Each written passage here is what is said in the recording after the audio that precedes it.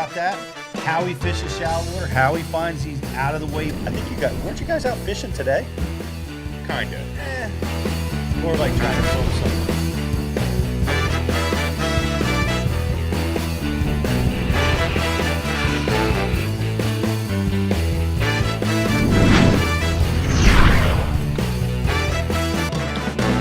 Welcome to Bass University Live.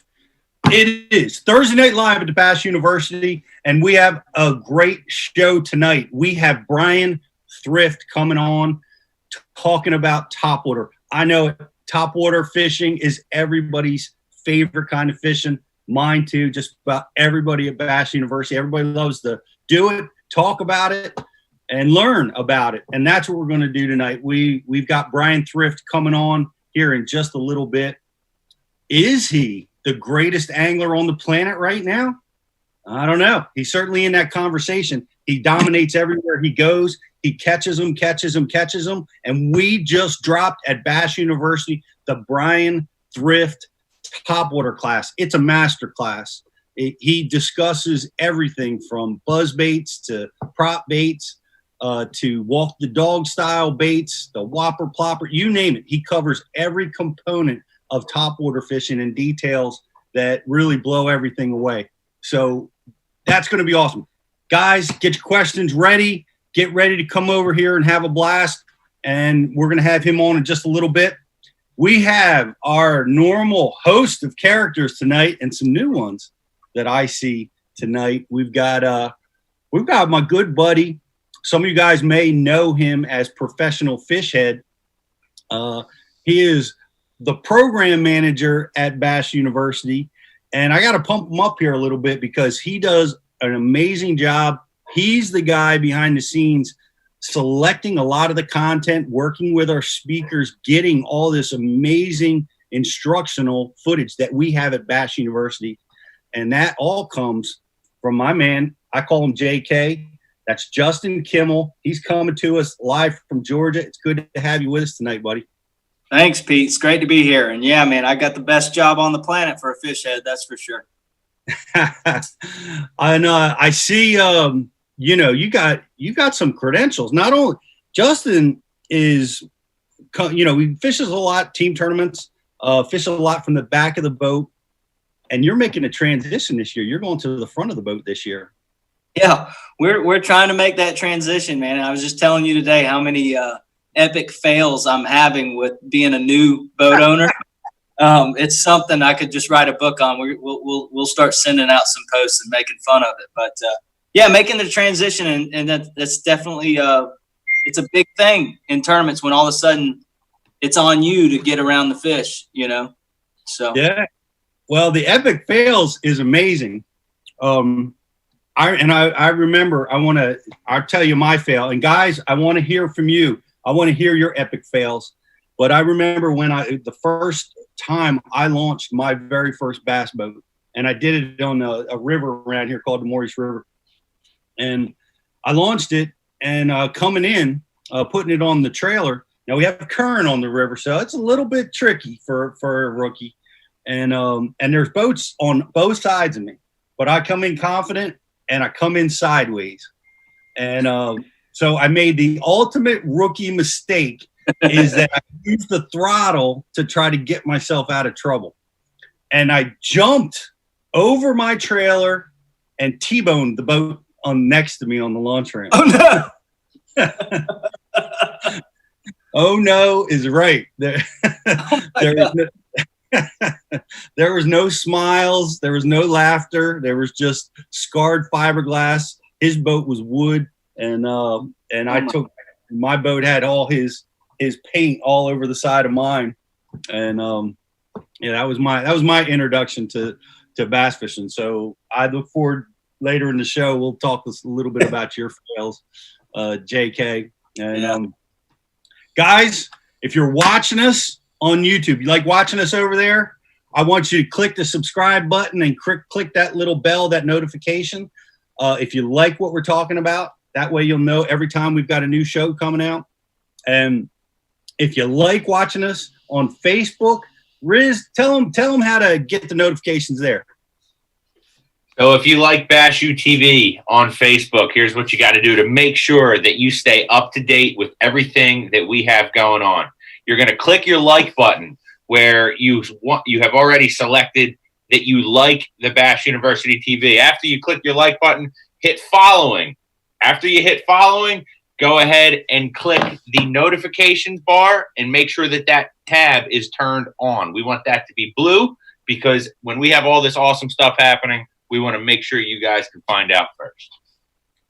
So if you like us on Facebook, that's how you do it. If you like watching us over at bashu.tv, get ready to win some prizes. We've got a lot of great stuff in the queue tonight.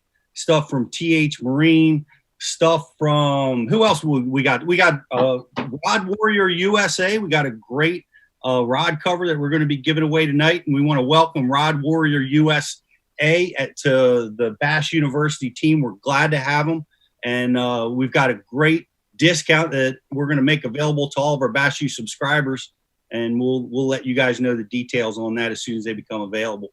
And what else we got lined up, Riz?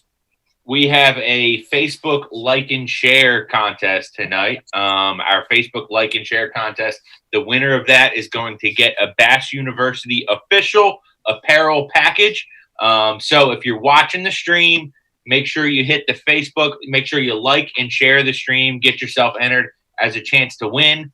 By the way, guys, we're going to be taking your questions all night on the message board. We want to hear from you. We want your questions for Bryan, and we want to get them answered. But the only way that we can get your questions through to the show is if you're on bashu.tv/live, okay? And you can sign up right now for free.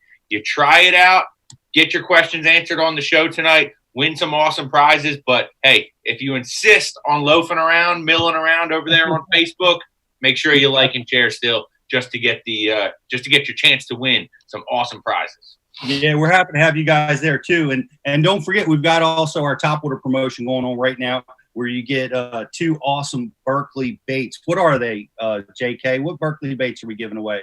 They're getting a Berkeley Chapo in a sexy shad pattern, and then they're getting a bone-colored J Walker 120, so a big 3-hook walking bait, which I can confirm catches them. Outstanding. Well, so come over and join us there. And later on tonight, we have Ken Duke, who's going to be with us, and he's going to be bringing us some trivia questions. The great Ken Duke, former editor at Bassmaster Magazine, currently editor at Fishing Tackle Retailer, and the keeper of the scrolls. He knows everything about everything to do with bass fishing. So we want to hear from you. Epic fails at the boat launch, first times out in the boat. Get your questions together, get everything ready to go. We're looking forward to tackling some of those questions and get them ready for Bryan Thrift. Bryan does some really interesting things with Topwater, and I've been talking about Topwater all week on live. Every time I'm doing lunchtime live with the dean, we've been talking about a lot of Topwater categories. And I'll be honest, I had a few moments when I watched Bryan Thrift seminar where he really he dialed me in a lot sharper on a few of the techniques that I use, some things that I was missing. And I'm always so excited about that after doing this sport for so long. It's always changing. It's always evolving. And there's always the next thing that can up your game a little bit. And I definitely got that with Bryan Thrift. And JK, he's one of our best instructors, I think. That nobody goes into detail like Thrift these days, and it's funny because I can account a few conversations where he'll say, "Man, you guys get me to give too much up at these," but like at the end of the day, Bryan's just a down to earth dude. The competitor in him, he doesn't feel like he's, winning by keeping secrets from anybody. So he just gives it up. He wants people to be better. And I've learned more from Bryan than or as much as any other one of our instructors. So especially his pile fishing class. That brush pile class was phenomenal last year.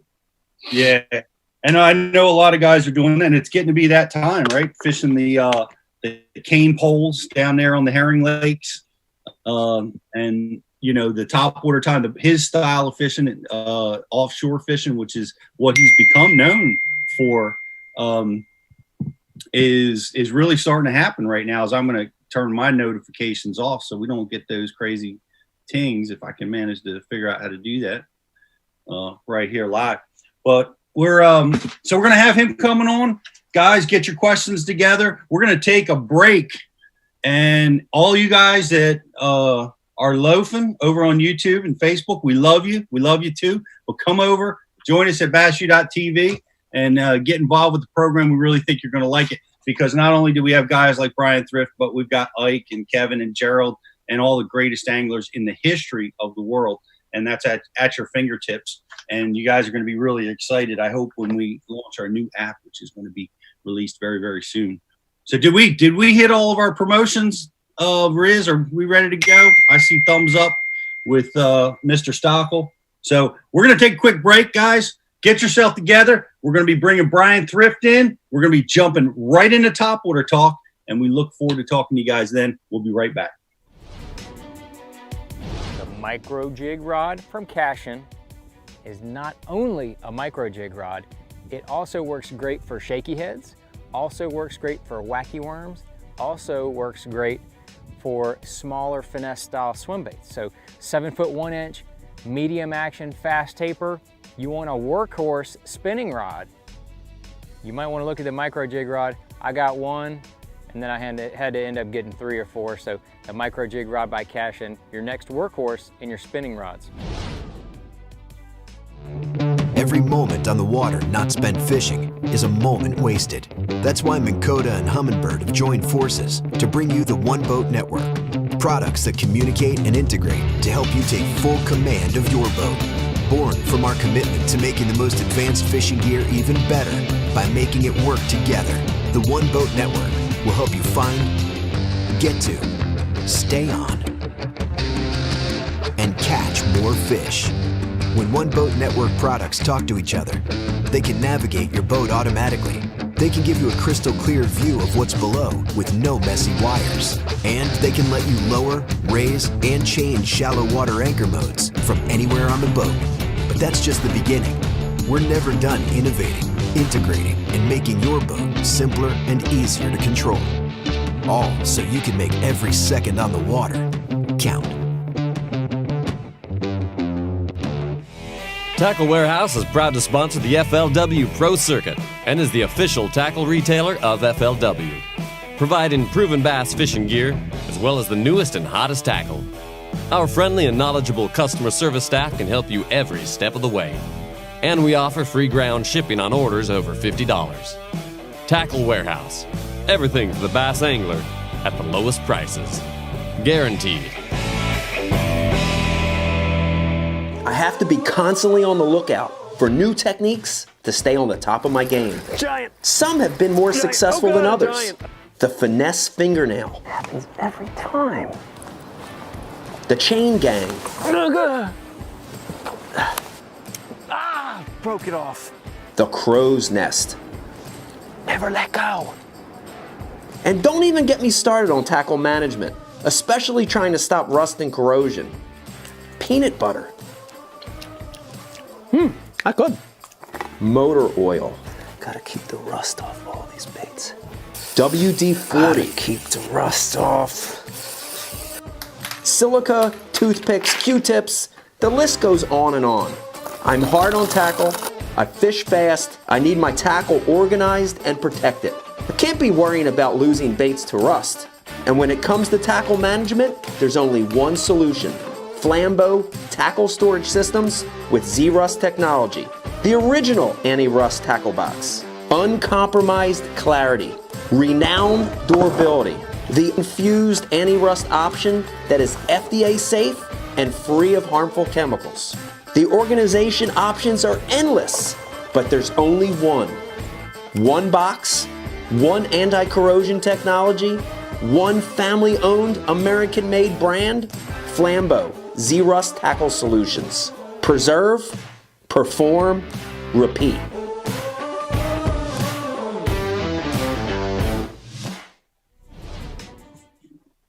Everybody, welcome back to Bass University Live. And there he is. There he is. The one and only, arguably the greatest angler on the planet right now. And definitely one of our best speakers at Bass University, great Bryan Thrift.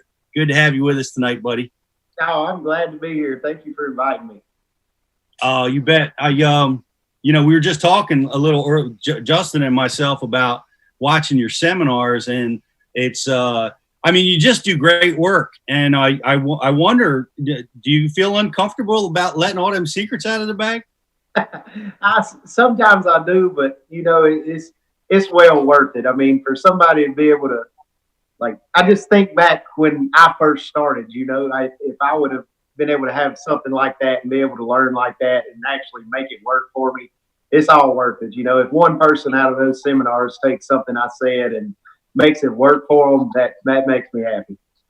Well, I can tell you, I learned something. I watched every bit of the seminars, and I'm like, yes, he's hooking me up, changing my arsenal a little bit, makes me happy. And I look forward to using it whenever I get a chance to get out and fish, which hasn't been a lot for me lately. Have you been out fishing much? Yeah, I've been able to go at least once a week, sometimes 2 or 3 times a week, but at least once a week I've been out on the water. Yeah, well, that's great. That's great. I know a lot of people are really getting back to it right now. Your tournaments are getting kicked off here pretty soon, right? Yes. We get to start back up the first week of June. I think I'm leaving June the 2nd to head down to Lake Toho for the 4th BPT event, and I'm excited. I'm ready to go fishing. It's fun going out there fun fishing, but there's nothing like prepping for an event, where you spend time getting everything ready before you go and just getting mentally prepared to go compete. I mean, I think that's one thing that drives me in this sport, is just that thrill of competition. Well, you excel at it. There's no doubt. And we watch that.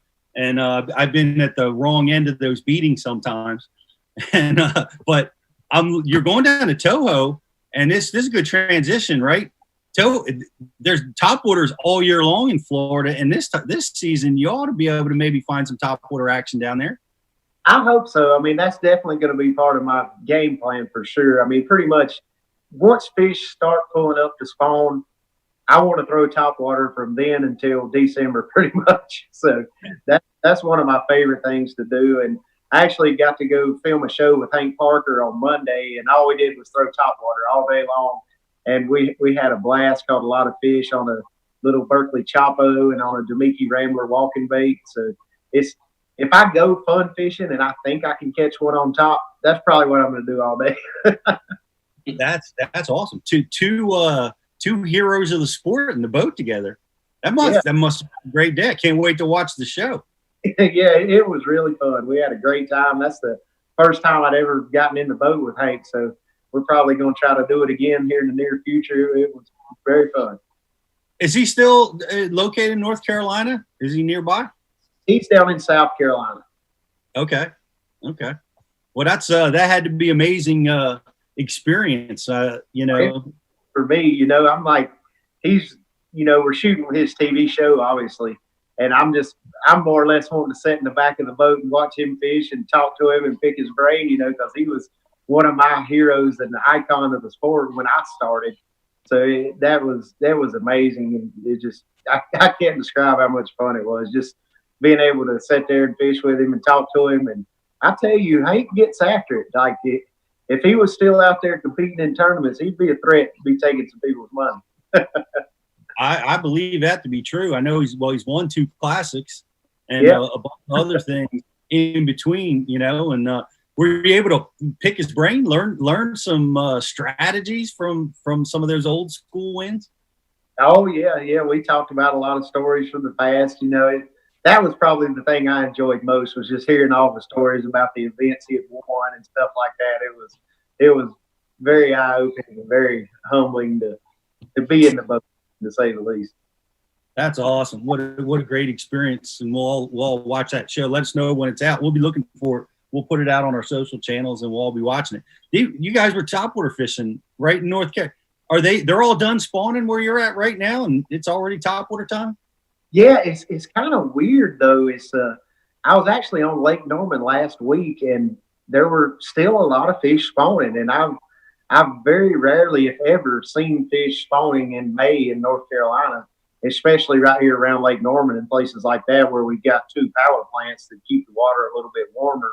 Usually they're long done spawning by this time of year. So it was kind of an eye-opening thing for me to see that. But the topwater bites, it's going on pretty good. I mean, you catch them all day long on it right now. Do you think they're behind on the spawn because of the coronavirus? I think so. I think they took a couple of weeks off as well. they were sheltering in place too, I guess. Yeah. That's crazy. Well, it must have been the weather, right? Have you guys been getting an excessive amount of rain, or what's been holding it back? It's not that. I think we've had so many cold fronts so late in the year this year. Like, we had a substantial amount of fish spawn back in the mid to late March, like they always do. And then it seems like every week after that, we'd have 2 or 3 days that were, lows in the 30s, highs in the upper 50s. And I think it just drug the spawn out a lot. I mean, there were still a bunch of, just 2 weeks ago, we had 3 nights that were in the 30s, had frost. I think it snowed in the mountains of North Carolina. So it's just been a lot of late cold fronts this year, something I haven't seen in North Carolina in a long time. Well, that time is about past, and you guys were you were using a Chapo, and what were you using? I was throwing a Demiki Rambler. It's a walking bait. I've got a couple of them here laid out. This is actually the one I was throwing. It's a chrome Rambler. I don't know if you can see all the teeth marks on it or not, but that's the one I was throwing. It's got a good knocker in it, casts really good. I was throwing a combination because we were doing kind of 2 different game plans. When I was fishing on the main lake, I would throw this solid chrome one. And when we would get back in a pocket and things like that where I thought fish were feeding more on bluegill, I would throw this bluegill colored one. So it was kind of a two-step approach. Main lake, pockets. Nice. What lake was it you were fishing? We were on Lake Monticello down in South Carolina. Okay. Well, I probably shouldn't have said that. It will be real crowded there this weekend. No, every lake in the country has been crowded for 2 months. Yep. Burn it down. Yeah, isn't it the truth? People have been getting out. I've been hearing about, every day during this time is like a Saturday. So many people are out fishing right during the middle of the week. And guys, get your questions together. We've got the greatest angler on the planet right now, in my opinion, talking topwater. Riz, what do we got? First question of the night is going to come from one of our Bass Youth TV subscribers, Richard Naver. And Richard Naver wants to know, Brian, are there any scenarios where you would ever consider throwing fluorocarbon line rather than your 20-pound topwater P line when throwing a buzzbait? Absolutely not. I would never do that. And the biggest reason for that is that the fluorocarbon being heavier and more dense, it makes your bait on a really long cast want to go under the water versus the new topwater line from P-Line being a copolymer. It doesn't do that. Now, if you're making short casts with a buzzbait, you're probably not going to be able to tell any difference in fluorocarbon versus the topwater line. But when you really make a long cast, especially if you're paralleling riprap banks or fishing, expansive grass flats where you're throwing the bait as far as you can, you will definitely notice a difference with that fluorocarbon, that bait wanting to go under the surface more. And plus, with the copolymer of that topwater line, it has less stretch than a traditional monofilament, so it's going to act more like a fluorocarbon. It gives you the best properties of both. So you have the best properties of a mono and the fluorocarbon in the P-Line topwater line. Well, I know that line is amazing. You talk about it in your seminar, but you talk about buzzbait fishing in your seminar quite a bit. But one of the most fascinating things to me is you talk about the buzz toad buzzbait combination. Yeah, there it is. You said that's 15 years old. Todd Auten and Baumgartner started doing that. Do you ever leave the house without a buzz frog, Bryan? Very, very rarely. The only time I won't have this tied on is if I know I'm fishing a straight wintertime bite. But yeah, this is actually the first time I saw this was Todd Alton. As far as I know, Todd Alton is the brainchild of this setup right here. And him and Bumgardner kind of showed it to the world, and a lot of people have taken it and tried to make signature series ones and claim it as their own. But in reality, this is Todd Alton's bait right here. There you go. Shout out to Todd Alton. Had a nice classic this year down there at Guntersville. Great classic. Ended up finished second. And I'm gonna tell you one secret with the Buzz Frog. If everybody wants, you want me to save it or tell it? Bring it right now. What do you got? All right. So a lot of people that have signature series Buzz Frogs, the lead of the Buzzbait is in front of the frog. That's not what you want. If you can see here, see how I've got the frog slid over the lead. So if I pull the frog down, the lead's actually inside the frog. So I slide it up over it. That allows you to skip that bait 100 times better than one where the frog just butts up to the lead head. So that is your number one secret Buzz Frog technique. That's a good one. Is that does Demiki make that? Where do we get that Buzz Frog? This is actually just a homemade Buzzbait. I don't even know the guy's name that makes them. I get them from a guy that knows a guy. And I just got it's a white Zoom horny toad on here. Well, I want to give a shout out to Ed Cowan, who builds a Buzzbait very similar. That he didn't discuss that with us when he was on the show, but his does the same thing where the weight's in the center of the frog. Maybe for the same reason. So you can check it on eBay. To it is you can skip it just like a jig, or that doesn't skip right all the time, but if you can train your cast where you make the body of the frog hit the water first, instead it'll skip just like a jig. What else you got, Riz?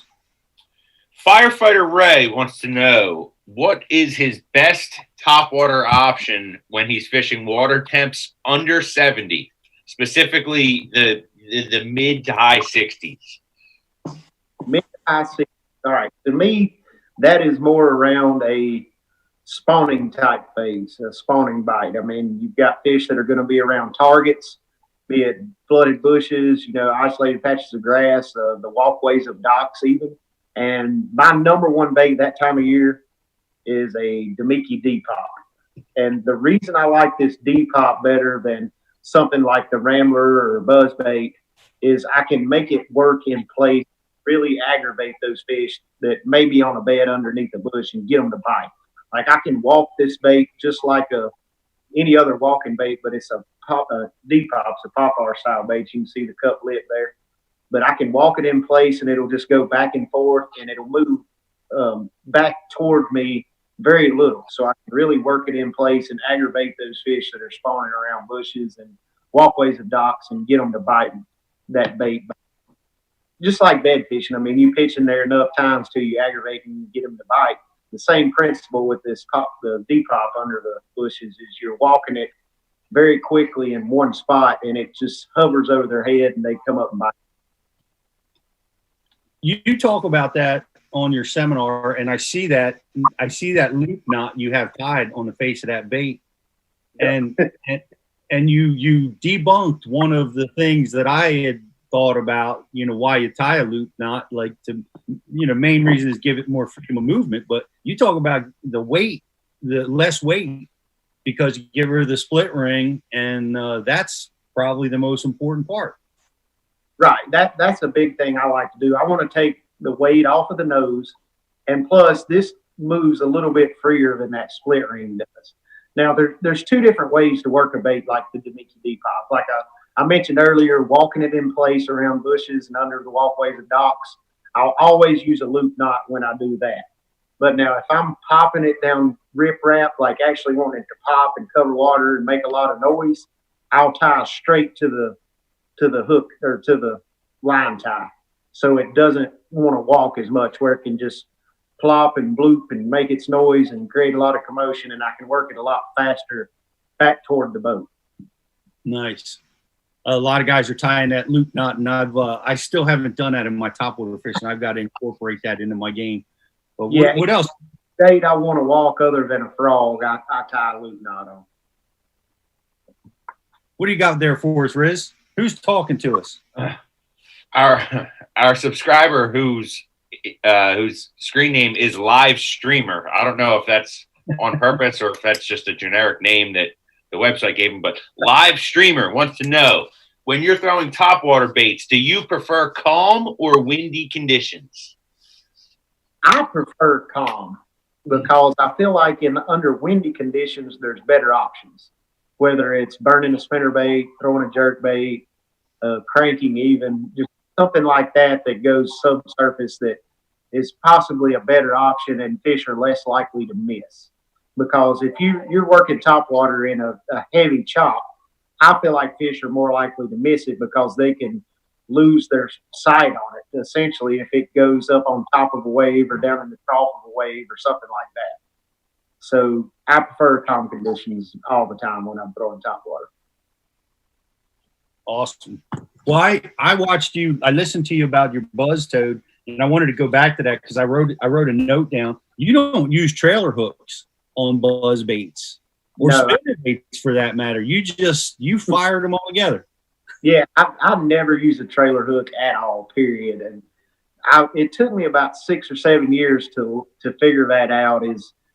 Yes, a trailer hook may land you 1 or 2 more fish, but I find that it gets in the way more than it helps. So, and one example I can use for that is a long time ago up north, I was burning a spinnerbait for smallmouth, and I was throwing a trailer hook, and I kept losing the smallmouth. And when I would catch one, it would just have the trailer hook in its mouth.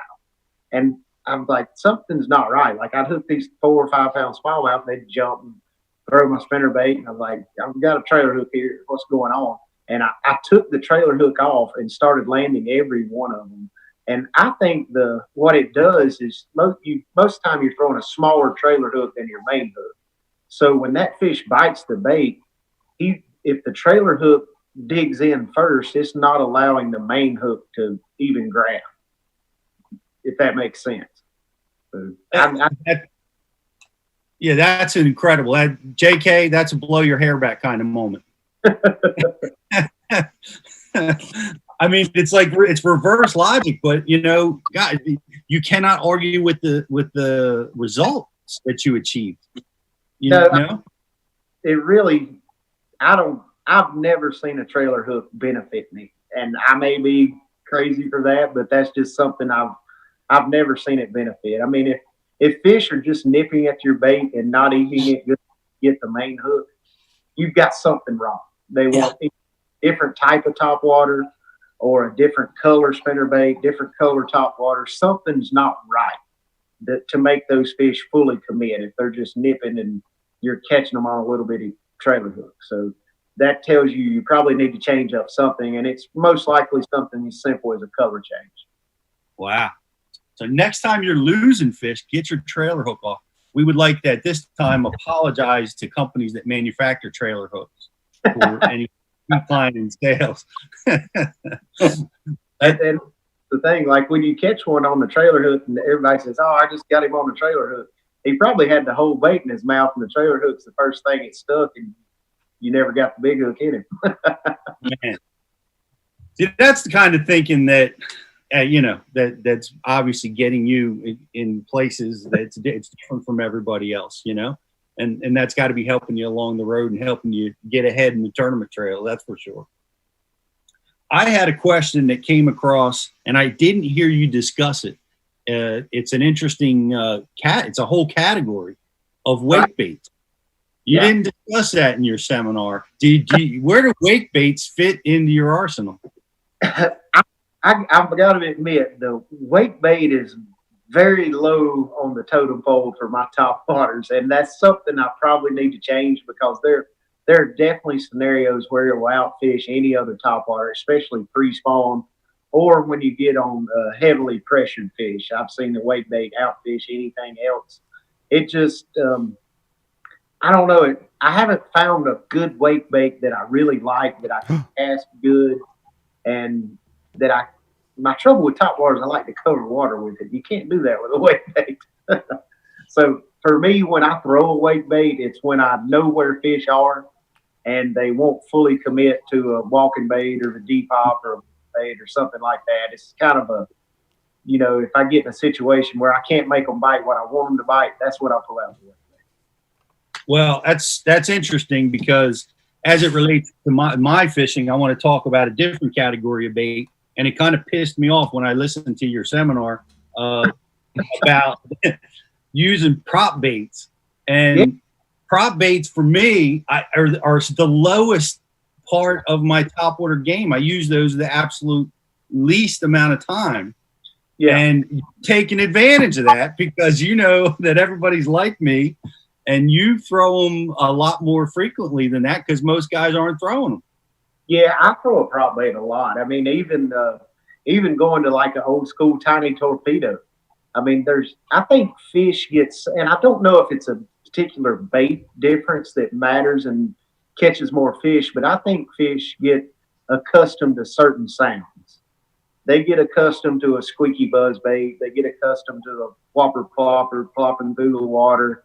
And I think sometimes it's good to mix up sounds. And prop bait is a totally different sound versus a deep hop or a walking bait or something like that. I mean, it's spraying water on both ends of the bait, and it's just a totally different sound. And I think fish get accustomed to certain sounds, and when they see something they haven't seen in a while, they're more likely to capitalize on it and bite it. Man, I felt, I don't know. I felt like I missed the boat when you started saying, I'm like, that's me. He's talking about me. I don't throw a prop bait. So I throw them a lot, but I mean, I throw them, but I just go to other baits, and I can see the effectiveness of it now. Right. I don't know if you knew this, Brian, but our own Justin Kimmel and his partner just took AOY in their tournament trail down in Georgia just this past weekend. Oh, and, I mean, he's a killer. JK is always in the money. And him and his partner, because I want to make this transition, they caught their big fish on a frog. And it's frog season down your way. JK, tell us a little bit about that frog bite and how you use that to win the turn or win the AOY. Well, my partner did. And the funny thing is, it was the only fish we weighed on. We thought, maybe we could get that going, and honestly think if that bite was on, we would have won this classic tournament that we lost by 0.04. But we did catch the kicker on a frog, and the fish actually came up on it first and kind of swirled on it, because I could hear my partner say, dang it.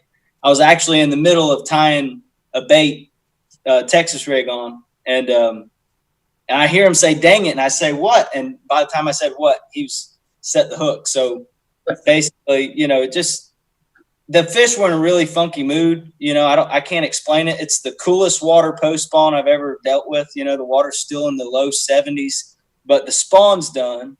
And that frog, you're just trying to get around some bluegill eaters. And my team partner's really, really good with it. I mean, I love throwing it and I can do it, but I won't throw it behind him. So, in practice, I get to have fun. But if we're in a team tournament, I typically try to do something else. But no, he caught one that was almost 6 pounds for us to mount a comeback, and we kind of had a little 1-2 punch going. But no, that frog will catch fish. Brian talks about it when we went on the water with him about not fishing it in grass, and just fishing it around lay down trees and stuff. Just you've heard them say bushes and stuff. Like it really will work in those scenarios, and it's really weedless. It's about frog fishing time, isn't it, Brian? Oh yeah, to me, once fish start getting shallow and thinking about spawning, it's never a wrong time to throw a frog. I mean, I caught them at Lake Fork on it this year when we were there for the BPT event, and those fish were just pulling up to spawn. I mean, I think once you get that water temp in the low 60s, and you get enough fish up shallow that you can even catch pre-spawners on it. I mean, I think the whole key to catching them on a frog is they got to be up there shallow enough to bite. Right. Well, we saw that. Yeah, you were on the water with us, and you had a Demiki toad that was really cool. I'd never seen one like this that rights itself, and you can fish it so much slower. That was pretty cool. Yeah, it's a unique bait. It's a air frog is what it's called, made by Demiki, and I put a 6/0 beast hook in it, and it's actually got 2 air pockets on each side of it. If you kind of picture the bait kind of like a pontoon boat, so you've got the middle section that's plastic, and you've got 2 air pockets on the sides that float it and keep it upright.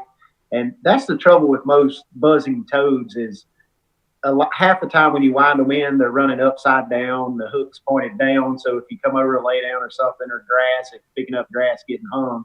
You don't have that trouble with the air frog, because once it hits the water, if you'll pause for a half a second before you start your retrieve, it'll actually flip itself over and put the hook under water with the point on top of the bait. And it's a great bait, and you can fish it.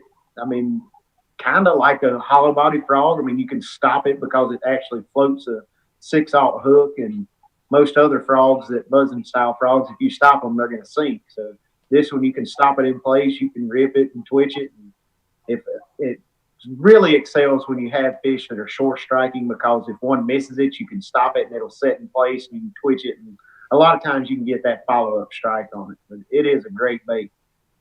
Guys, you can go see him in action with it over at bashu.tv, and it really is. It's impressive throwing it and just watching it fix itself on every single cast. So go ahead and check it out. And Riz, I want to give away some more prizes. What do you got in the queue over there? Well, before we give away another prize, I actually got a question that's coming over from Facebook. Okay. So, guys, if you want to get your questions answered for prizes, you got to be on the Bashu TV website. But on the Facebook side of things, Wayne Queen wants to know how to keep the braid off of his front hook when he's throwing a walking style bait. When you're throwing a walking style bait, that may just be something you have to deal with. I mean, I have to deal with it. I think you could tie a short leader if you wanted to, but I wouldn't want a weak point in my line. I mean, to me, it doesn't happen very often, but it can happen occasionally. I think the biggest thing is cast control. Right before the bait hits the water, you want to stop the bait while it's kind of still flying through the air, so it doesn't hit the water and spin around. So if your bait lands and you wait a couple of seconds or even a half a second, and that bait lands in the water, I'm trying to demonstrate. So if I'm casting toward the camera here, I cast my bait out, it hits the water. If it turns to the side like that, and you wait a second or two before you start working it, it lets that braid come down around that hook. So when you start walking it, it's going to catch on the hook, obviously, and foul it up. So when you make your cast, if you'll thumb the spool right before the bait hits the water, that bait will land flat and then start your retrieve immediately and without throwing slack to the bait. And it'll keep your braid coming straight out of your bait instead of letting the bait spin around with loose slack line. That's the only way I think there is to do it. I mean, you just have to deal with it occasionally, but that's part of throwing braid with a walking bait. I mean, there's really no way to fix it. Even if you put a piece of tubing or something like that on it, it's still possible it can get fouled up. Yeah, I know JT puts tubing. He does a Topwater seminar for us, right, JK? He has some on a prop bait. For a prop bait. That's where he uses it. Yeah, which is the same reason, to keep that braid. The only with a prop bait is it happens a lot worse on a prop bait because usually you're fishing the bait a lot slower. Exactly. And that bait spin around and lets the braid get around the hook and actually wrap up around the prop. Whereas with a walking bait, if the line doesn't foul up around the hook when the bait lands, it's not going to during the cast. Like you're never going to walk the bait halfway back to the boat and all of a sudden the line gets wrapped around the hook. That's not going to happen. So with a walking bait, the only time that braid's going to wrap around the hook is when that bait initially lands in the water and you start to retrieve. And it is frustrating because when it happens to me, it doesn't happen where it just loops around the hook. Oh, yeah. The hook pierces the line. You can't get off. What happens to me is the line goes between the little gap in the split ring. Do that. Snip, break out the scissors, cut it out, do it again. I got to be honest, when we're topwater fishing on training trips and guide trips, I put the leader on. And just because I'm cutting and retying all day with the guys I'm with, or they're doing it. So for just ease of fishing, I've gone to using short leaders, and it keeps me out of trouble. Definitely gives you another spot. It gives you that knot, that weak point. But for those trips I've gone to, and it works like a charm. A short leader, you will not have a problem, but you just got to make sure you tie a good knot. Yeah. Yeah, and I understand your favorite knot is the FG knot. Yeah, exactly.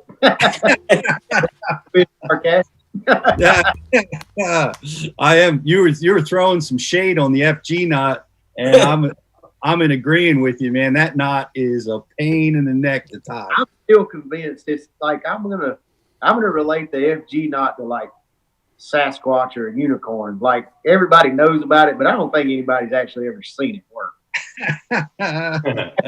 With the FG knot. Yeah, I don't disagree. And I think I use the same knot you use, just because you can tie it so fast and it's so easy. And I give FG knot a try about every 3 or 4 weeks, and then I give up on it again. So maybe this time next year I'll have it figured out. But right now I don't have it figured out. An FG knot would be like 3 brush pile stops for you to tie one FG knot. You could have hit 3 brush piles at a time. That's a fact. It takes 2 people, 4 arms. You got diagrams with circles and arrows on the back. You gotta have something. That knot is hard to tie. But apparently people are using it. I'm going opposite. I went to battle with it this year for my spinner rods. Did you figure it out? I will only do it before a tournament. If I have to retie a leader during a tournament, I'm back to that crazy Alberto or whatever. But I love it. Well, crazy. I guess I'm a fan. I'm with you, Brian. I'm like, I can tie my knot in about 15 seconds, and I'm back fishing, because I found that when I didn't know how to tie the knot, what I would do is my leader would get like impacted, and I would start making decisions like, you think I can keep fishing with this leader? Yeah. Because I don't want to be tied. It's going to take me 5 minutes, Right. And I'd cut it off. I'd be using a leader this long by the end of it, because I just didn't want to replace it. Exactly. Drop shotting with braid. Yeah. Leader, we're just gonna go straight braid. I ain't got time for the FG knot. I tie peep knot, some crazy glue, 15 seconds, you're back at it, man. Riz, talk to me. Who's online for us? Dave Hall wants to know, Brian, what techniques when fishing topwater do you wait to set the hook, if any? Great question, Dave. What do you say? I'm gonna say the only time I probably wait is, I don't really wait on anything. It's if I see my bait go set the hook. I might wait just a split second on everything to see if the bait's actually under the water, like with a walking bait or with a pop or the D-pop or buzzbait or anything like that, frog. But if that bait's gone, I'm setting the hook. If I jerk it away from him, so be it. Especially with a bait like a Rambler or a D-pop. Most of the times, if they bite it and miss it, it's nothing you did wrong. Like people say they take the bait away from fish all the time. That's I don't think that's true at all. I think those fish never actually eat the bait or never hit the bait. They run up there and then they see a swirl, and that's actually the fish deciding he's not going to bite it right when he gets to it. He's not committed to it. And people think bite when it's actually not even a bite. So I think it's just inefficiency in the fish's behalf. I mean, most of the time, if you get a bite on topwater, he's got it or he doesn't have it. I mean, jerking and taking it away from him is not going to affect it at all. That's what I think. Yeah. I know sometimes that I found, in the frog, I'll see how much we're missing when we're out on this, because we get on them frog bites like crazy down on the Chesapeake. And, and them fish will come up and, guys will set the hook, myself included, and we'll find out sometimes when you set on the strike, you miss a lot or half of them. And other times you can wait on them for a second or two and it helps. But you just got to take it by day to day. We're probably using, like you said, the wrong frog. That's why they're not eating it. Right. I mean, kind of just like fishing, trying to see what I can compare it to. I mean, if you like a jig bite or shaky head or anything like that, where you skip under a dock and you get, a hard bite and you check your line and he's not there. It's kind of the same. They're doing the same thing with that topwater when you jerk a bait away from them. I mean, they're hitting it, but they're not committed to it. They're not actually eating the bait. Or like with a jerk bait, when you see your line jump and it doesn't hook up, I mean, they're coming up and turning away right before they eat the bait. They're deciding that it's not actually food. I'm not going to eat that. So you feel that. And the only difference is that versus topwater is you see it happen with topwater. You see them run up there and turn away from it right at the last second, and it looks like a bite, but it's really not. I mean, they're interested in it, but he's not actually putting the bait in his mouth. Gotcha. I got a question for Bryan, Pete. Go ahead, shoot. So, Bryan, you're obviously not going to catch every fish that comes up on a topwater. A lot of different scenarios for that. We could probably think of 100, and somebody like Aaron Martins could probably think of 1,000. But what are your comeback baits? What are your follow-up baits when you're missing fish on topwater, or just that you have at the ready at all times? It depends on the situation. If I'm fishing pockets and coves, stuff like that around, say, a bluegill spawn or a shade pattern, something that's bank related, we'll call it. My follow-up bait is a wacky rig 4-inch Damiki stinger. It falls really, really slow, and I think it catches a lot of those topwater fish that aren't exactly eating the bait, that come up there and swirl at it and you miss them. You can throw that little 4-inch stinger wacky rig back in there, and it falls so slow, unlike a lot of other stick baits, that it'll stay in their face, and it gives them time to really come up there and eat it versus falling to the bottom really quickly. So that's one of my follow-up baits. And if I'm fishing main lake stuff like long points or shoals or something like that with a walking bait, and I'm missing fish miss my walking bait, a lot of times then I will actually go to a 5-inch Damiki armor shad, which is a fluke style bait, and I'll twitch it subsurface, kind of walking under the surface, and even go to burning a 3-blade spinner bait, 2 or 3 blade spinner bait, something like that, that when I'm out on main lake scenarios like that where fish are chasing shad on shoals and humps and things. Good stuff. I got a couple questions coming over from Facebook. Carl and Andre are bringing up something that I want to ask you. It's about speed. When we're talking about fishing the whopper plopper and the buzzbait, what's your philosophy on speed? Are you burning? Are you erratic? How are you triggering strikes with those tools? A lot of times I'm burning it. I'm fishing them pretty fast, covering water, especially from this time of year on through, say, October. I'm going to be covering water, fishing it pretty fast. With a bait like a whopper plopper, I really don't do anything to it. I just wind it fast and try to cover as much water as I can.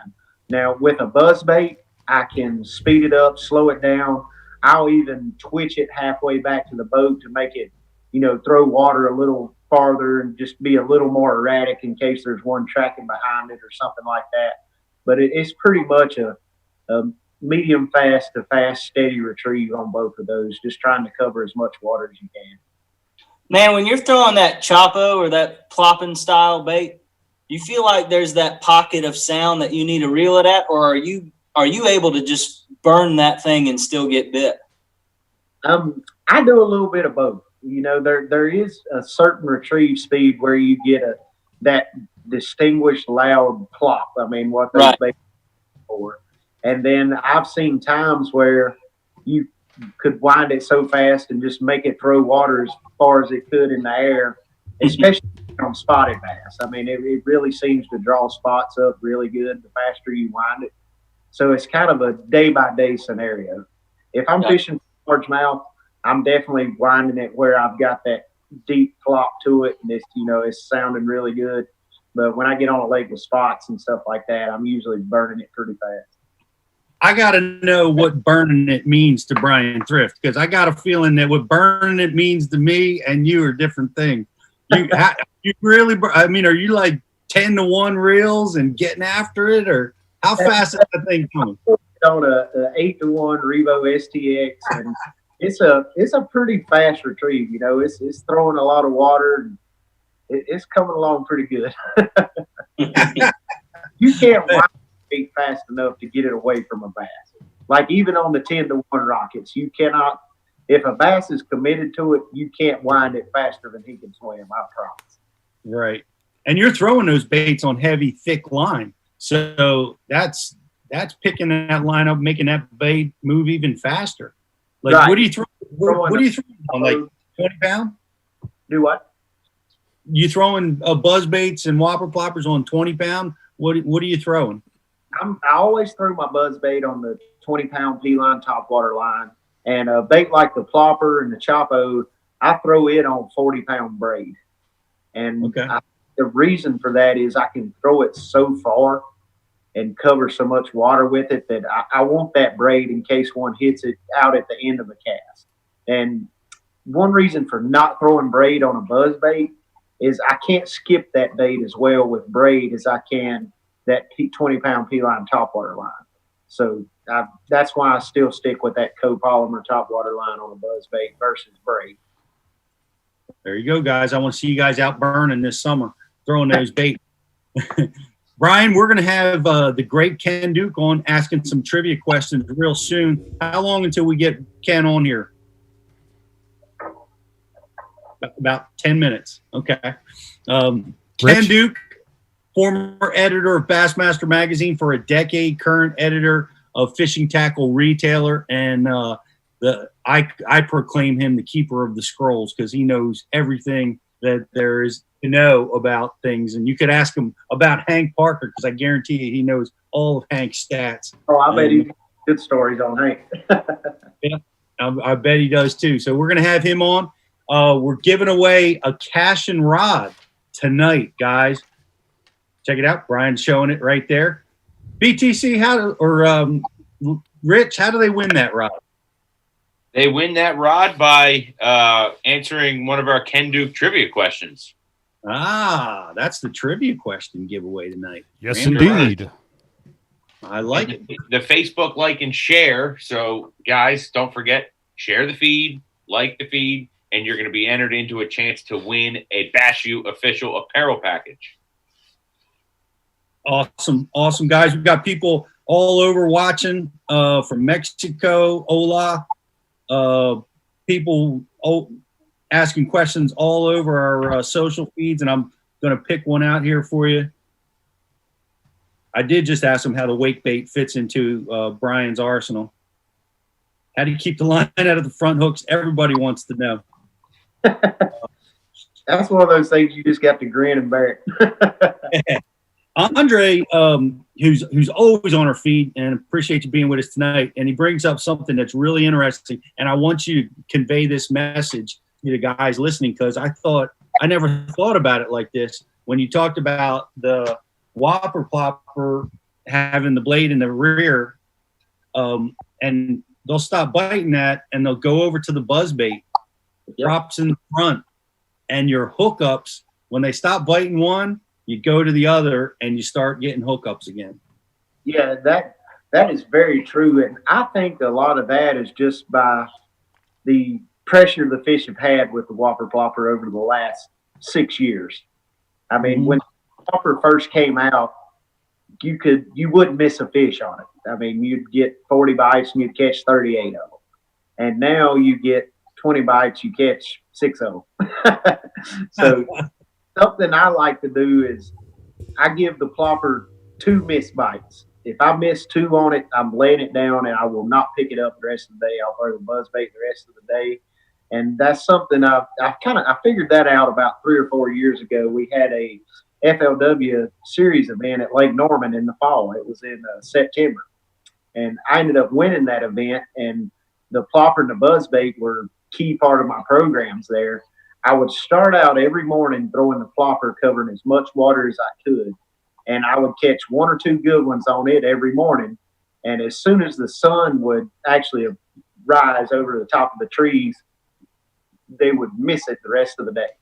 And after the second day of the tournament, it finally dawned on me to put it down, and once they quit eating it, pick up that buzzbait and go back to catching all of them that bit it. So I would, after the second morning, I would throw the plopper for 30 minutes just because I tend to wind it a lot faster than a buzzbait, so I cover a little more water. I would throw it for first 30 minutes, and as soon as I missed 1 fish on it, I would lay it down and throw the buzzbait the rest of the day. And I think that's just a product of pressure.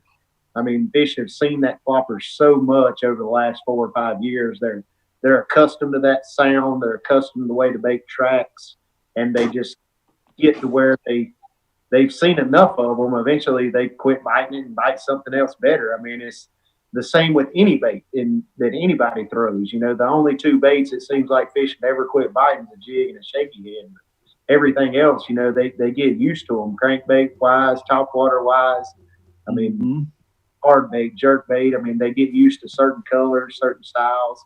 And you just got to keep switching it up and give them something they haven't seen before. And 90% of the time, if fish haven't seen something or haven't seen it in a while and have forgotten about it, they eat it a lot better than they do what everybody else is throwing. And that's one thing I like to do, you know, when I'm fishing tournaments is, you know, back in the FLW days, we can't talk about anything on the Bass Pro Tour, you know, but before we had the off limits, you know, I would call my buddies and I would ask them, you know, what's the bait everybody throws? And an example I'll use is Lake Gunnersville. Everybody goes to Gunnersville February, March. They're going to have a red rattle trap on the day. I promise you, I will not make 1 cast the whole practice, the whole tournament, or anything with a red rattle trap, because I know every bass in Lake Gunnersville has seen a red rattle trap in February and March. I want to find something that they haven't seen in a while, and I'm going to catch them a lot better. Yeah, I've tried to use your strategy before, and it doesn't work for me. I'm like, I promise, I read like how to practice for tournaments, and that's fascinating to me, and it's so sharp how you read about, just like you explained, how this is really the dominant way to catch fish right now, and you do the other thing. You move away from that, and I tried that at one tournament, and I didn't do so well. But, it worked every time. I just say it works. It was my first try. I got to try it again, but that's pretty shrewd, I thought, and that's why I was so excited to try to apply it, because I'm like, that's, you know, George Cochran's one of the guys that spoke for us, and he says fishing pressure is one of the most, if not the most important thing in tournament fishing, and accounting for that. When it comes to the whopper plopper, do you stay with that big one? Do you downsize? Have you found that the smaller versions can offset, get those fish to commit, or do you stick with that big 130? I have found that downsizing will get fish to commit a little bit better. And even that, one thing I'll tie into the not the prop bait, but the wake bait, that's kind of a big part of the reason I don't throw a wake bait a lot anymore, is when they came out with that smaller whopper plopper size. It's kind of a finessier type topwater, like a wake bait. And I those same fish that bite that wake bait eat that small whopper plopper and that small chopo when you wind it slow, just like they would a wake bait. So it's kind of a finessey topwater bite. I got you. Riz, Bryan, I gotta put you on the spot here. With this question's coming straight from me. What do you like better, the Whopper Plopper or the Chapo? That's a tough one because I don't have quite as much experience with the Chapo yet. I've got a few of them, and I think they're both great baits. I haven't figured out. Well, let me not say. I think I like the 130 Plopper better, but I like the 90 Chapo better than the small Whopper Plopper. Okay, all right. If that makes sense. Yeah, it does. It does. And more questions from the board here. Randall wants to know, in what situations would you commit to throwing topwater all day long? I will commit to topwater all day long if I start out early and get a couple of good bites on it first thing, or if I feel like I can't, like fish are kind of in a negative feeding mood. They're not really feeding good. I feel like that's a great way to catch a couple of big ones, and just you put it in your hand all day long, especially if you've already got a limit and you know you only need 1 or 2 bites. I mean, yes, you might be giving up 5 or 6 bites or 10 bites, but it might get you that one kicker that you need to put you over the top. Or if I'm fun fishing. If I'm fun fishing, I'm going to throw topwater all day long anyways, just because I like it. Dave wants to know, how many rods can you fit on the front deck of your boat? Oh, Lordy. I think the most I've ever had on the front was probably 26, maybe 25. Wow. Yeah. Holy crap. Well, that's a lot. Ike has that on one side and same amount on the other. Do you use on that day when you had 26 on the front deck, did you use the passenger side too to stuff some? No, that was just 26 on the front deck. No, every time I go fishing, I got 7 or 8 back in the passenger. That's what I thought. That's awesome. Hey, Riz, I'm seeing a lot of comments that our IMs are not coming through on our site. Is that what's going on? We are working through it currently. We are we're trying to troubleshoot live as we go, and it's working for some people. Other people are having some difficulties on the new platform. All right. Well, try to refresh. I've seen some guys say that works, and we got the trivia question. We're going to be whether our IMs are working or not. We're giving away a cash and rod, and we're going to have Ken Duke on here in just a little while. But I have a question. I'm ready when you are, Bryan. When I see Ken pop up on Zoom, we'll fold him into the conversation. And but this question is from Greg, and he said, "What's your favorite species to catch on top? Largemouth, spots, or smallmouth?" Either of the 3. I don't care what it is. If I could go to the beach and catch flounder on topwater, I would love it. If any fish that'll bite topwater, to me, that's an okay fish.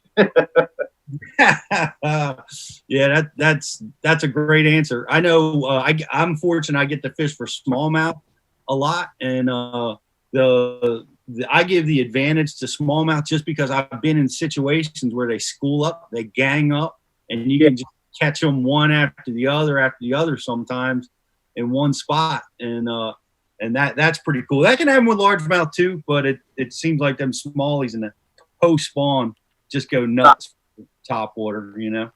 That is very true. But I've been watching Rob Jordan, our buddy that guides down on Lake Lanier, and watch him catch spotted bass after spotted bass on topwater and doubles and all that wonderful stuff. So they got to be pretty fun too. I don't get to fish for the spots as often. Fireworks down here. They're all fun. Anything that bites topwater is fun. I agree. Well, guys, I noticed you guys see them too. We have the great keeper of the scrolls. Our man Ken Duke knows it all, and we're glad to have you with us tonight, Ken. Excited to be here, Pete. Thanks. I'm enjoying Bryan's conversation about topwater. You know, I cannot think about Bryan Thrift without thinking about what a dominant force he was in what is now the former FLW championship, the Forest Wood Cup. That's no more, but Bryan was absolutely the greatest angler in the 24-year history of the FLW championship. Some other guys qualified for more cups because they're older, but no one can match Bryan's track record in that championship. Of course, he won the last Forest Wood Cup that we'll ever have in 2019. 13-time Cup qualifier all in a row from 2007 through 2019. He's got the record, despite the fact that other guys have fished as many as 8 more cups than Bryan. He still has the record for the most top 5 finishes, the most top 10 finishes, and there was an 8 championship, can't even talk, guys. 8 championship stretch between 2012 and 2019, where Bryan finished in the top 7 times, in the top 4 times. This guy is the best big game player in FLW history, hands down. Wow. Right on. Well said. Standing ovation. Well, yeah, man.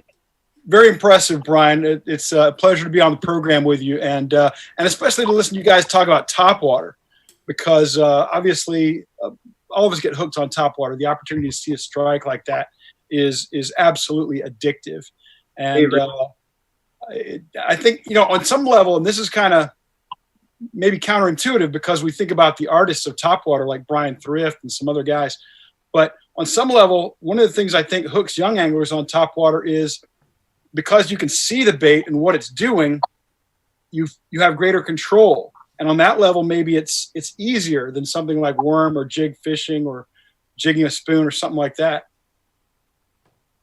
That's agree with that. Yeah, it's interesting because you do get to see it work, and put it through its paces. But one of the biggest things to overcome though is you also get to see the strike sometimes. And you get to see that fish coming, and you are jacked up. And I've seen it a million times. I've told people a million times that just be patient and don't just jam them before he gets the bait. And I tell him that, and then I get a strike, and then I pull it right away from him. I'm the worst for that. I'm lucky living here in Central Florida in the Orlando area. 12 months out of the year, there's a topwater bite. Maybe not the day after a cold front or something like that, but I guarantee you can catch them on top 12 months out of the year down here. And I miss way more than I should. But Bryan had some awesome tips about timing on the hook set.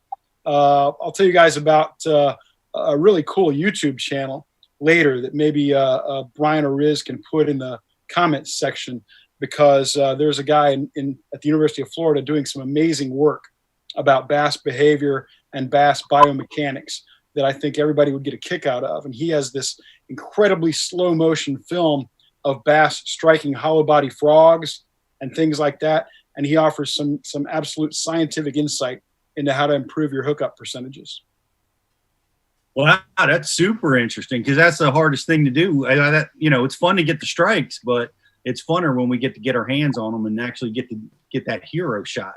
No doubt about it. And guys, I've been absolutely loving the conversation so far, and you're making my brain explode on some level, because I love the history of the sport, of course, and Pete's always calling me the keeper of the scrolls. Yes. And I guess so. I guess I've spent way too much of my life studying the history of bass fishing, and you're talking about time well spent. What's that? Time well spent. I hope so. I've loved it. I'll say that. But you guys are talking about the new Berkeley Chapo, talking about the River to Sea Whopper Plopper. But I'll bet you that most of the folks watching the program today are not familiar with a lure called the Roberts Mud Puppy. The Roberts Mud Puppy is still being made today, still being handmade in Wisconsin, and it's been made by the same company since 1921. So it's a year away from its 100th anniversary. And it is, if you looked at it, and maybe Bryan or Riz can pull up a shot of it, but if you look at it, you'll say, okay, that is basically an early Whopper Plopper. It's the same basic design, the revolving tail, the buzzing across the surface. The Whopper Plopper and the Chapo are dramatic improvements over this bait. But if you can take a look there, the Whopper Plopper was not new. It's 100 years old. Yeah. A lot of people don't know that. You know, it's funny. I think I saw that commented about on some social pages about that particular lure and how it's been around so long. Yeah, that's amazing. That's amazing. And it seems like the Whopper Plopper just came out of nowhere. I guess it disappeared. Somebody must have found that 100-year-old lure and brought it back. Well, you know, Larry Dahlberg gets the credit for creating the Whopper Plopper. And I believe he has acknowledged that he didn't just invent it out of thin air. And I think Dahlberg's from Minnesota, and of course Wisconsin's right next to Minnesota. And the the Roberts Mud Puppy, the one that's 100 years old, is a long-time popular musky bait, but it's not a bait that a lot of bass fishermen use because up there, of course, you don't have a ton of giant largemouths, and that's a pretty good sized bait. It's about the size of a medium or even a large Whopper Plopper. So it probably didn't get to play in the bass community and so it went unnoticed for a long, long time. Well, you have a wealth of knowledge, Ken. We have some trivia questions, and we're going to be giving away a massive prize from Cash and Fishing Rods. Thank you, Cash and Rods. We're also giving a pile of stuff away from TH Marine tonight, Bass U garb and gear. And I'm excited about Ken Duke trivia. What do you have in store for us? I can't wait to find out. Pete, I got several for you, man. I got one kind of for what I'll call the room, which is you guys on the program. Unfortunately, Riz and Brian, they already know the answers. I shot them a list of questions before. I can lead with that one, or I can lead with the one for the Cash and Rod giveaway. You tell me where you want to go first. I want to go in the room first, Brian. How about you? That's right. Yeah. All right. Let's go in the room first. This ties back in with the Topwater subject, and it goes back about 15 years actually. In 2005, I was working for Bass. I was a senior editor of publications at the time, and ESPN was conducting this thing they called the Greatest Angler Debate. Okay, where they had a bunch of experts come together and they boiled down the list of great anglers at that time down to like 10. All right. And then they opened it up to fan voting online. And Rick Clunn won, and Roland Martin was second, Bill Dance third, Denny Brower fourth, Kevin Van Dam was fifth. Obviously, that would be very different 15 years later if we did it today, but that's what it was then. After they released those results, I decided I'm going to interview the top 5 guys, the guys I just referenced there. And I'm going to, for a Bassmaster Magazine article, and I'm going to ask them about who is the very best at specific techniques. You know, who's the best deep crankbait fisherman? Who's the best worm fisherman? Who's the best spinnerbait fisherman? Stuff like that. Well, their answers were all over the place. Sometimes they picked each other. You know, like one of them might have said, well, Bill Dance is the best worm fisherman. There was one guy who kept picking himself. It didn't matter what category I asked. He always picked himself, said he was the best at that. I won't tell you who that was. Sometimes they picked some pretty obscure guys. Pete Gluzek, bitches. Gluzek kept picking himself. I don't know what that was about. But there was one category that all 5 of them, Clunn, Martin, Dance, Brower, and Van Dam, one category, all 5 of them agreed who was the greatest of all time. And that category was Topwater. Who did they all pick? Zell Rowland. Bryan Thrift nails it. Oh, Champ. I was going with Charlie Campbell. Come on. Charlie Campbell, you know, well, Campbell had a great reputation, obviously, with the Zara Spook, and Zell's reputation is inextricably tied to the Pop R, but they all picked Zell. And, you know, what an honor that is when the best in the business say you're the best at this particular technique, and they agree on that. That's a pretty powerful accolade, I think. Oh, yeah. What was that, Brian? That's definitely that would be amazing to be known like that. Yeah, I think it's on Zell. You know, sends a PowerPoint out to the potential sponsors he's working with, and that's one of the slides on the PowerPoint is, hey, these 5 guys all said I was the best topwater fisherman in history. So it's literally on his resume. So you gotta like that. That is nice to have on your resume. And I'm stepping out and saying this, Ken, when, you know, we're talking about Bryan Thrift, who is so versatile. You're not going to be able to pin him down on one, but I got to say that he is the best run and gun angler that this sport has seen. I would absolutely not challenge that at all. I mean, Bryan has such a reputation. And Bryan, by the way, I was talking to Kurt Niedermeyer the other day because I'm doing some work for the FLW magazine, and he told me some stories that I won't share with the audience because I like you too much.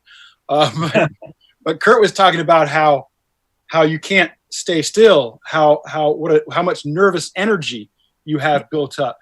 And he says that he believes part of your success is that you do such a good job of channeling that nervous energy into ways that catch fish, whereas other guys might let it derail them. What do you think about that? Early in my career, it was definitely a detriment to me. It seems like the fewer bites I would get, the faster I would fish, and the more water and more different scenarios I would try to cover, and it would create this huge snowball effect. So less bites, fish faster. Fishing faster equals even less bites. So before I'm going as fast as I absolutely can, and I'm getting absolutely zero bites. And that was very detrimental early in my career. And I think probably 4 or 5 years in, I kind of figured out how to recognize that was happening and how to stop it from happening. And the way I combat that now is when I feel that I'm starting to just go through the motions, like I'm covering as much water as I can, nothing's happening, I can't force anything to happen, is I will pull up the trolling motor and go run as far as I can. Go somewhere I've never been before, somewhere where I have no expectations, I have no idea what's there, how I'm going to catch them, and pretty much approach it like I would practice instead of trying to run everything I think I know that's obviously not working. So if it's like hitting like your computer crashing and you hitting a restart, a hard reset. That's what I've got to do to myself. I've got a hard reset my whole mentality on the day, change locations, get some different scenery, and usually I can make things work and kind of get calm back down. I mean, that's the biggest thing. It's amazing how you can go without getting bites for a couple of hours and know you're struggling, and then you can run 20 miles away from where you are, get one bite, and everything's back on track. Birds are chirping, things are happening, your head's clear, and you're ready to go the rest of the day. I was just getting ready to ask you, Bryan, when you say change locations, like how far and like how long of a run, and you said 20 miles. And the reason I'm asking this is because I have a tendency to spin it. Like when I start spinning out, I spin out bad. And like when you make this move, are you basing it on like mileage down the lake or the amount of time that you need to just be behind the wheel to clear your head? Like go into that a little bit. No, I'm not basing it on that. I mean, I threw the 20-mile mark out there. Just that's what came to my head. But pretty much it's a change of scenery, a change of location. Like the biggest thing is I want it to be somewhere I haven't been before, something I haven't seen in practice. I want to go somewhere completely, totally different where I have absolutely zero preconceived notions as to about what I'm going to fish or what I'm going to target. Like I want to go look for something to fish that I haven't specifically fished yet. Just something to clear my head that I don't know I'm going to get a bite there. Because when I'm running and gunning, be it fishing docks, points, brush piles, ledges, anything like that, most of the time, well, all the time, it's somewhere that I know that I've got a bite, either in practice or past history being on the body of water. It's somewhere I know that's where they should one live. And when I start spinning out and can't get bit, I want to go somewhere where I don't know where one lives, because that forces me to fish. It forces me to go looking. It forces me to fish down the bank and stuff like that. But if I'm around somewhere that I know where one's supposed to live, I'm going to want to go fish it. It doesn't matter. Like I can say, all right, they're not on these particular docks or these brush piles, so I just need to go down the bank. And I'll go down the bank and I'll fish for 15 minutes and won't get a bite. And I'm like, oh, there's this brush pile out on this point. I need to go hit it. Then that doesn't work. I'm like, oh, I caught one off this dock 3 years ago when we were here. I need to go hit it, and that doesn't work. So I need to get away from any knowledge I have on the lake and just do a hard reset. Bryan, do you think that when you do the hard reset like that, you also reboot your confidence on some level? Exactly. That's exactly what it's all about, because I definitely get in frames of mind where I feel like I'm not going to catch a fish. Like I pull up to something, in my mind, I'm telling myself, you're not going to catch one here. What are you doing? Go somewhere else. So that's what that does. It takes you somewhere that you have absolutely zero preconceived notions about. You don't know where you're going to catch one. You don't know what's there or what the area is capable of producing, and you've got to go figure it out. It forces you to think about how to catch fish doing what they're doing right now versus trying to catch fish where one maybe should be that isn't by you. It's amazing, because it's so awesome to be able to do that. But guys, listen, it's the hardest thing in the world to do. It is. It's the hardest thing in the world to run away from stuff and go fish blind. But there comes a point in the day when it's 12 o'clock and you've got one 12-incher in the box or one barely keeper in the box. You got to do something.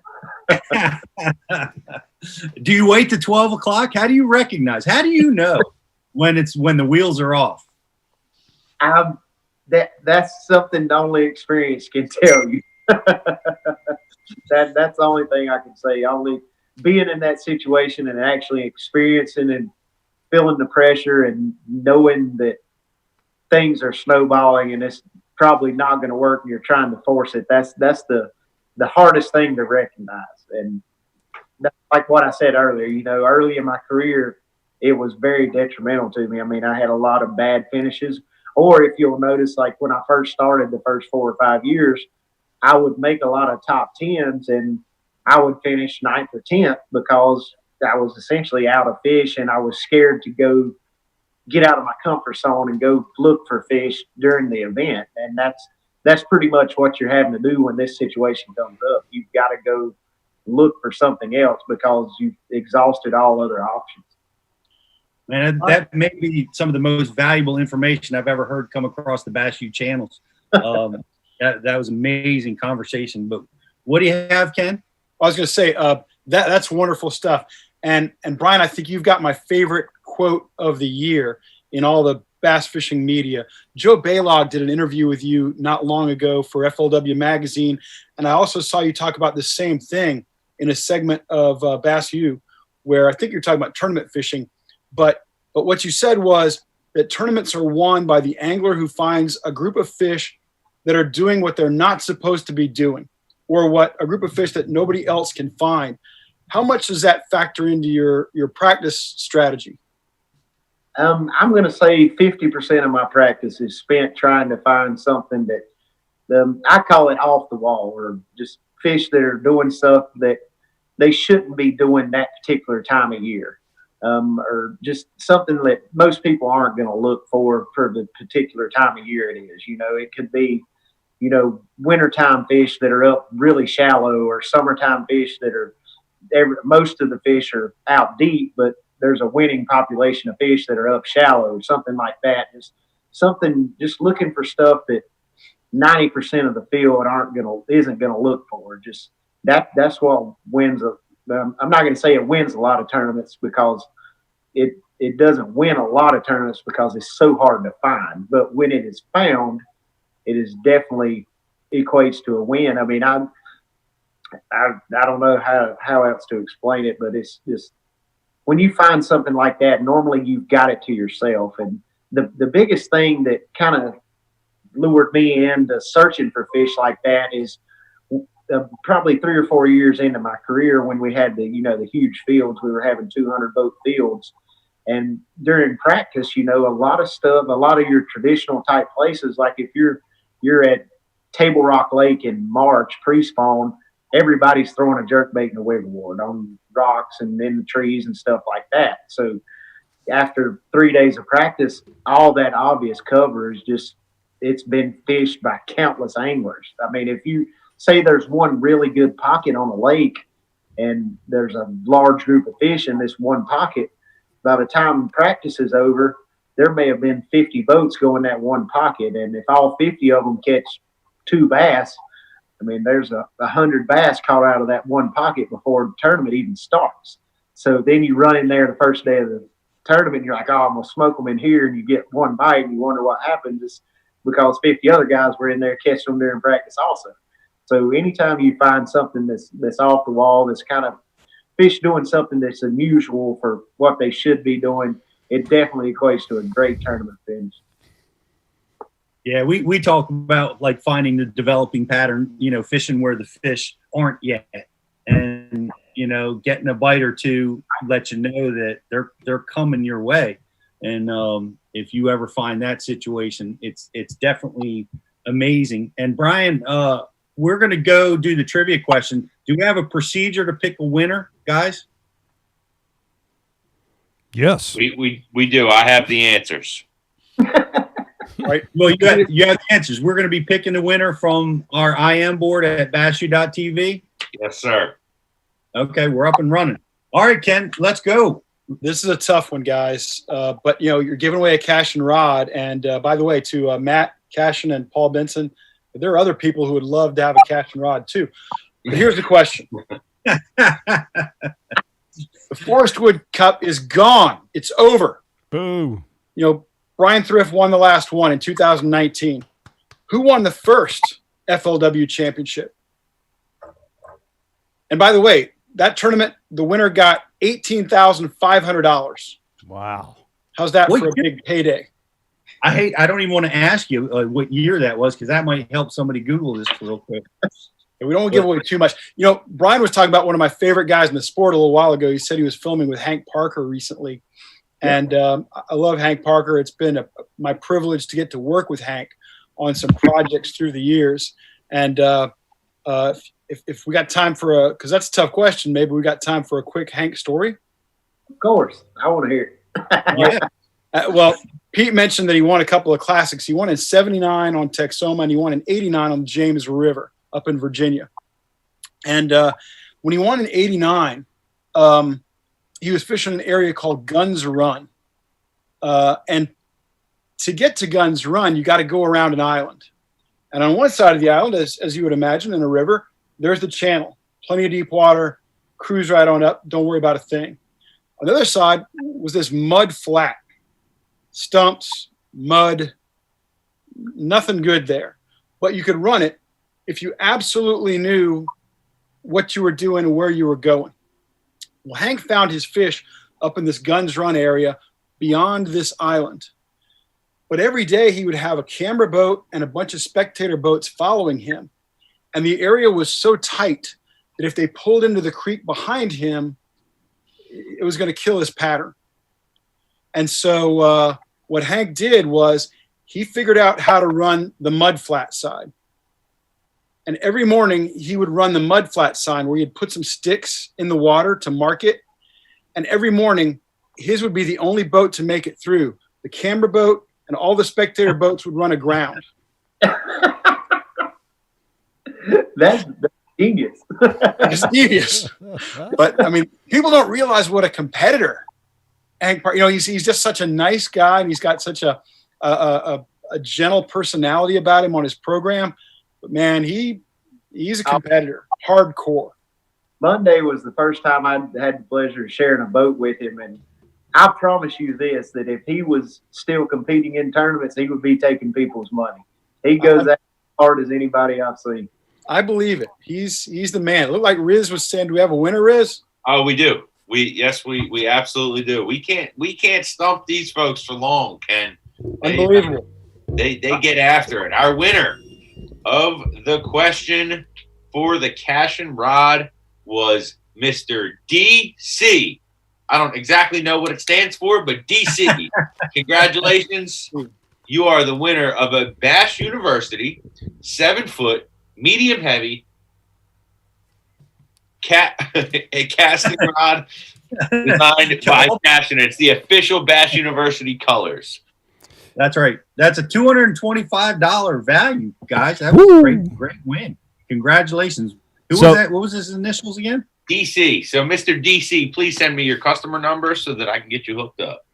And outstanding. And thank you, Cash and Rods. Want to check them out? The Bass University has 2 custom rods that Cash and builds for us. They're a medium action spinning rod, 7 foot, and a medium heavy action bait casting rods. They're 2 extremely versatile rods. If you have to pick 2 rods to start out with, they're 2 amazing choices. They can get you through a lot of different techniques. So we want to thank them for that amazing prize. And I think Ken has noted that he would like Paul to maybe deliver a few rods to his house. So Pete, I actually met not shy. The guy Steve Daniel last year at ICAST. What's that? Can you hear me? So I met the winner of the first FLW Cups, Mr. Steve Daniels. I met him last year at ICAST at the ICAST Cup. And funny story, so I actually got paired with 2 different boats for that event. I got paired with the guy who owns YOLO-Tech Power Stick, very cool guy, awesome product, and John Cox. And so I was tossed between whose boat I wanted to get into to fish the ICAST Cup. And fortunately, the guy from YOLO-Tech said, "Hey, we got a numbers problem. Steve Daniels is going to jump on our boat fish." I was like, "That's all right. I'm with John Cox." So it worked out really well. That's great. That's great. And I know Steve Daniels, I've fished against him for since I started. He's been out on tour, and he's a great champ and has a radio show. Yeah, now. Great guy. He and his wife Debbie, I think they've done a lot of radio stuff. They've been in the Okeechobee area for a long time. They do a lot of good stuff on radio. They're good media people. Just a wonderful couple with a lot of pet cats. A lot of cats. More trivia, huh? More trivia than anybody wanted right there, probably. Yeah, that's another one we didn't know about. But we've got some more stuff coming on tonight, Brian. We're gonna have a really cool segment that we're inviting Corey from Tackle Warehouse on, and we're gonna be talking about baits. It's the bait section. You want to geek out on baits for a little bit? We're going to have Corey tell us a few things that are happening in bait sales right now, which I know probably is of interest to you, Ken. And we're going to be having him on in just a little while to be talking about that stuff. So hang in there. We're going to be bringing on Corey, and I'll wait to introduce him till I see him pop up on my screen. But that's some fascinating stuff. And the Hank Parker, his spinnerbait is still in high demand. Oh yeah, definitely. The man had a huge reputation for a spinnerbait back in the day, but he was a power fisherman. He was kind of Kevin Van Dam before there was Kevin Van Dam, a guy who liked to fish a lot of horizontal baits, liked to fish fast, and just a hardcore presence. Once at Santee Cooper, guys, here's how hardcore Hank is. Brian may know this story, may have heard this story, but Hank once planted his boat. I believe it was a Ranger at the time.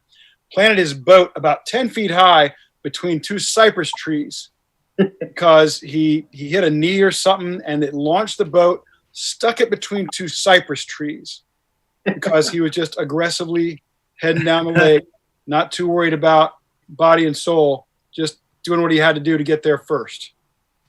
That's amazing. Well, speaking of people that doing what they do to get there first, I want to thank Bryan Thrift for spending some time with us tonight, buddy. I appreciate you being here. We're gonna let you go. I've taken an hour to come and be with us. We're honored. We appreciate it, and I really want to thank you for the amazing training that you deliver for Bass University TV. It's second to none, and I know our fans appreciate it. And some of the knowledge you dropped tonight is truly eye-opening, and I hope you guys appreciate it and use it out on your tournament stuff. So thank you very much, Brian. We'll let you go. Yep. Good luck. We'll be watching you down in Florida, and I hope the topwater bite's happening. Thank you. I'm going to definitely give it a try. The great Bryan Thrift, everybody. Thank you, B. See ya. All right, we'll see you now. And Brian's going to be dialing up the Tackle Warehouse guys as Brian exits our little Zoom meeting here. And Thank you very much, Brian. We'll let you go. Good luck. We'll be watching you down in Florida. And as I hear the delay coming from somebody's audio back there, Ken, but that was amazing. Brian was truly, I mean, just to listen to him talk and how he thinks about fishing is kind of, it's subtle, but it's revolutionary to a lot of the ways that we all have gone about it for the last 10 years. It really is. You know, when you talk to a guy who is that good, you know, who's that accomplished and so forth, you know, I think ultimately those guys make it very simple. You know, if you're talking to somebody who really knows his stuff, that person can make it simple. And that's what you do, Pete. That's what Ike does. That's what Bryan Thrift does. That's what your better instructors do, is they take a subject that's got a lot of nuance, got a lot of variety, got a lot of options, and they boil it down to the essence so that guys like me can put it into play. Well, he definitely does it. And I've said this about my fishing, and I've said it a few times, that being a teacher has helped me tremendously, because it causes me to think about all the nuances of what I do. Like, sure, you know, how I fish, baits I use, you know, why I do the things I do, because I do it naturally a lot of times. And as the hat comes out, but forcing me to teach somebody has really causes me to look into what I do, and it helps me. And I watch Brian give a seminar, and he prepares. He thinks a tremendous amount of time about what he's delivering, and you could definitely see it. Well, first of all, I had to put a hat on because Justin's got a hat, Riz has a hat, Brian has a hat, you have a hat. Bryan Thrift was not wearing a hat, so, you know, I didn't wear one when he was on. But now, okay, I'll take it off. No, you're right. We a Bass University hat, Ken. Well, I'd love to have one. I'd love to have one. But now it's not just Matt Cashin and Paul Benson. Now I'm begging to you, Pete. But you know, it's sometimes I think it's not until you really examine what you're doing and you have to communicate it to somebody else that you really have a full appreciation and understanding of it. And like you were just saying, you know, because you teach so much now, that makes a big difference in your understanding of it. And you do a great job, man. That's why you're the dean. You've considered it. You boiled it down. We do what we can, but it's eye-opening. Once you start, you're like, oh, that's why that works for me in that situation. And maybe you didn't even know it, and you just did it automatically. But you see that in really good teachers, you know. Absolutely. You know, because I've been in the sport for so long, and because I've covered hundreds of tournaments through the years, I've had a chance to interview a lot of tournament winners, and it's embarrassing to say this, but I've sat behind the stage sometime and said, oh man, I almost hope this guy doesn't win, because I know how tough it is to get a meaningful answer out of him, because he hasn't thought about it. Because I know I'm going to get answers like, well, that's just what you do. You know, that's so, yeah, well, I don't know. That's just what I do. And that guy is maybe a better natural fisherman than a lot of other people out there. But if you can't explain it, that person's a lousy teacher, and it makes my job much tougher. Yeah. And I've covered tournaments that you've won, Pete. I've covered tournaments that Ike has won. And it's a joy to work with you guys, because you do understand it. You have analyzed it. You have considered it. And you know how to express yourself so well. Well, I found this too true, that when you win a tournament, it's easy to express yourself. Like, I find it easy because, you know, everything worked. And I was fishing with my son, Jake, and he was 6 years old, I imagine, at the time. And we were up on Champlain, and we were throwing, of course, stick baits at one of the causeways. And Jake hooks up, and he's got a monster. And it's a beautiful, like 4.5, 5 pound northern largemouth. And he gets it to the boat, and he fights it like an expert. And I land the fish for him. And as I'm unhooking it, I proceeded to get a seminar about how to fish a stick bait from my 6-year-old son. Awesome. He's like, Dad, here's what you're doing wrong, Dad. You're not working it like I'm working it. And he went on for 20 minutes on a dissertation about how to make that happen. So something magic happens when you're in the winner's circle. Oh, I love it. You know, that's the way all fishermen are. I think it's crazy, but yeah, you talk to a guy who's just won a big tournament, and he's got some wild ideas about why the fish were there and what they were doing. And yeah, at 9:35, they'd come up out about 20 feet, and they move up onto this flat because the alewives would be coming in to feed on the plankton. You know, really, you know, how sure are you of that? Because I think they're making a lot of it up as they go along. But hey, they won, so they get to speak their piece. They get to say what they want, and they get to lie if they want. And I'll bet you, I want to hear from everybody on this because I know it's happened to me. You're fishing a tournament and you're fishing along and you run into another guy in the tournament, and maybe it's a guy you're close with, and maybe he throws you a bone. He says, "Oh, they're only hitting a black trickworm." And how many you got? I got 2, but they won't touch anything but a black trickworm. Well, I'm thinking, well, I got 3, and I caught all mine on something else entirely. So I love fishermen and their theories. They keep me in business. Yeah. Yep. And you got to, and then dock talk it's like everybody lies. You got to just be careful. You got to know who they are. And, we avoid the dock talk whenever we can possibly do it. As we're looking in for Brian's notes and they can't see what his notes say. Oh, there it is. Can you pick them out for us? They say, hey, what's going on? We have somebody joining us. How's it going on? We're starting a brand new segment on Bass University Live. And as we all get used to the Zoom broadcast, I hope we apologize for our dealing with learning how to do all this stuff. But it's a great friend of the show, great supporter of Bass University, and a friend of mine that has only hooked me a few times while fishing. Once, right? just once, but it was very memorable. And glad to have you with us from the West Coast, Corey Schmidt from Tackle Warehouse. Good to have you here, buddy. Thank you. How you guys doing? Man, we're doing great. We're doing great. I see the sun still shining at your house. You were definitely on the West Coast. Yeah, we still got a little light out here. That's awesome. Well, look at you sporting a Red Man tournament trail. Oh, yeah. Is that back? Was that still in existence when Steve Daniels won the championship, Ken?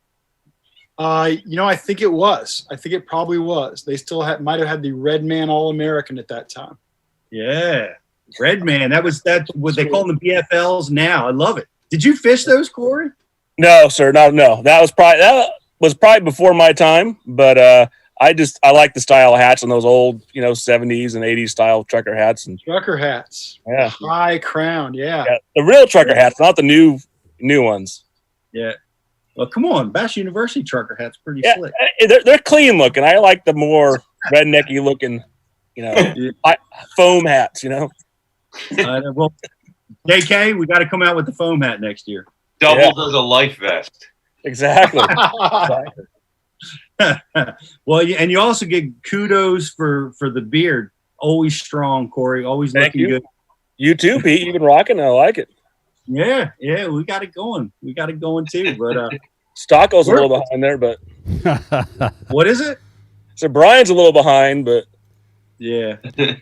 Dude, I don't think Bryan can successfully grow any facial hair. My 15-year-old already has more facial hair than I do. True story. 16. I'm sorry, 16. Yeah. You should try the fat head stash, Brian. He's got lamb chops. I could never do that. That's awesome. We need to see pictures. Yes. Brian's been trying forever to grow his. Not and true. I apologize if I'm stepping over you, Brian, because we can't hardly hear you. But go ahead. Sorry. I was going to say, we're glad to have you here, Corey. We're starting a new piece. We want to talk tackle. We want to geek out on tackle a little bit, see what's happening in the fishing biz. And we want to know what's going on. I mean, there's so many questions that we have about, what tackle's hot right now, what's selling the best. And I guess my first question for you is, what is hot right now? What are the top selling lures at Tackle Warehouse right now? To be honest, I didn't really pull up anything on the top overall sellers. I kind of was going to stick with the theme to Topwater, so I pulled up what our best Topwaters are for the, and this is Topwater's for the year. But in general, in at least 2019, it was a big year for a comeback, at least somewhat for spinnerbaits and stuff like that. It really kind of saw a real surge in the spinnerbait sales, and then a real hot lure was Ike's Tokyo rig. Oh, maybe not bestseller overall, but just a huge.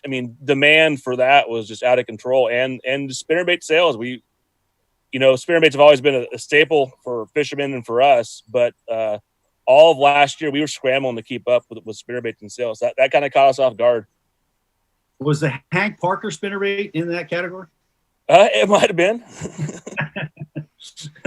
Well, what about Topwater? You're right. I messed up. I was supposed to ask you what are the top Topwater lures that are selling right now? You guys got any guesses on? You want top overall? You want to break it down by category? What are you thinking? I got a guess. What do you guys think are the best selling lures right now? I want to hear this from our panel. What do you think? For Topwater, I'm just gonna go with chalk. I'm gonna say Cavitron, Buzzbait, Mega Strike Cavitron. Well, we'll take that's specific. We'll take the Buzzbait. What about you, Ken? Oh, we're going bait types rather than a specific, because Riz went pretty specific there. There's no rules in this game. No rules. Wow. How about the Jaywalker from Pure Fishing Berkeley? Okay. How about you, JK? I'm just gonna capture onto one moment, and I know that baits. I don't know how widely popular or well known it is, but I would assume it is.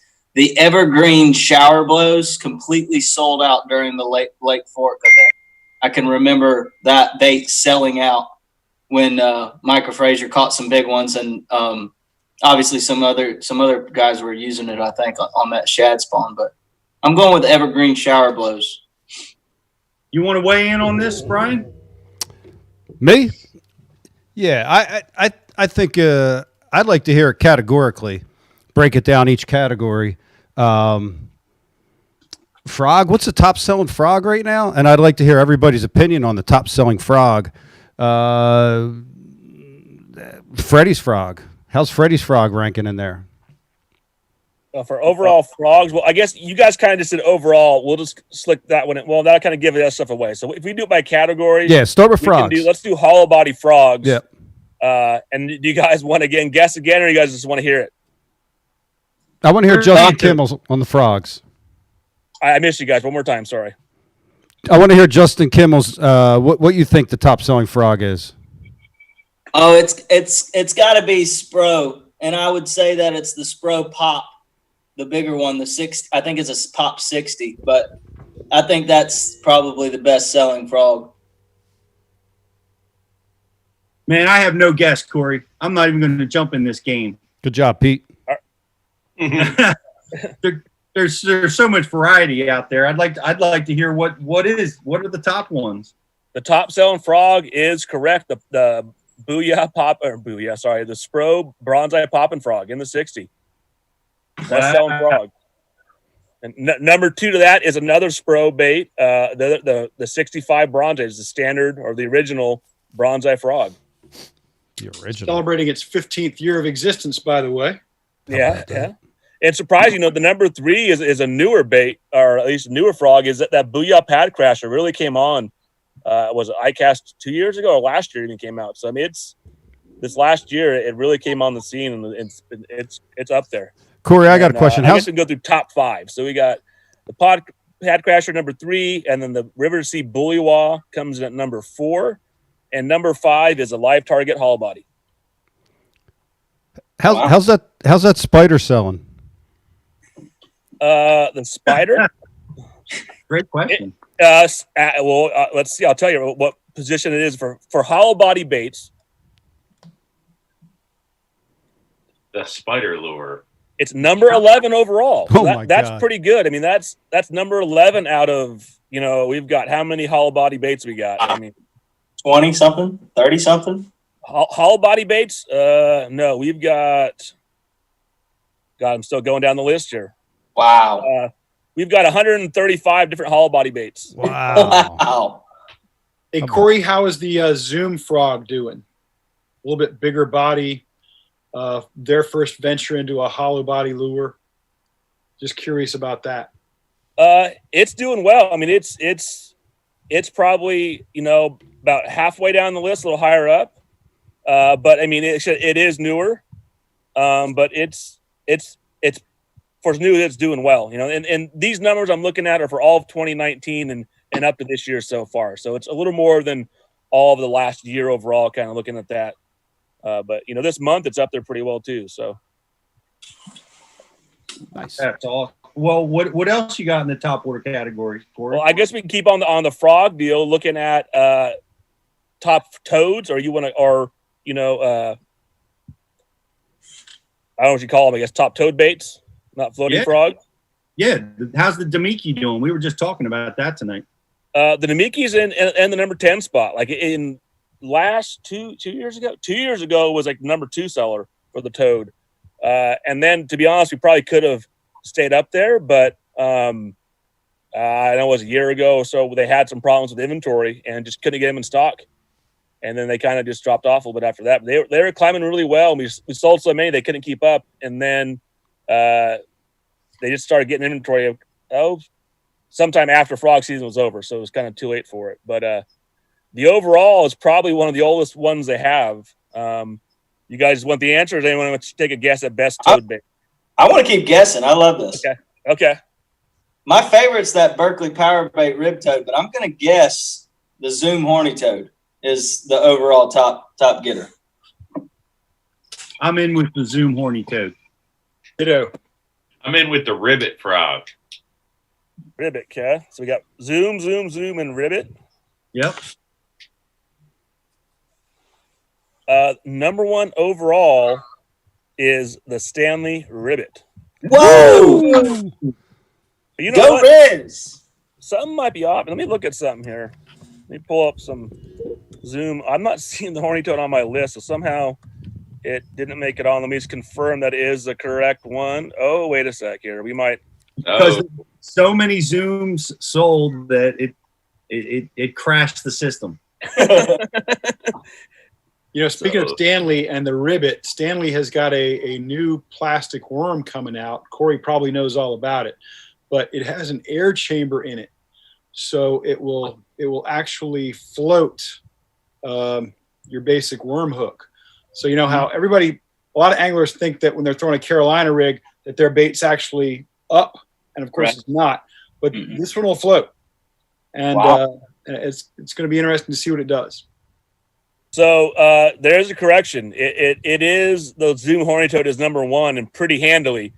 So I must have chopped it off when I was copying the data over something, but I assumed, honestly, I like the ribbit a lot, the older one. I like the old bull ribbit.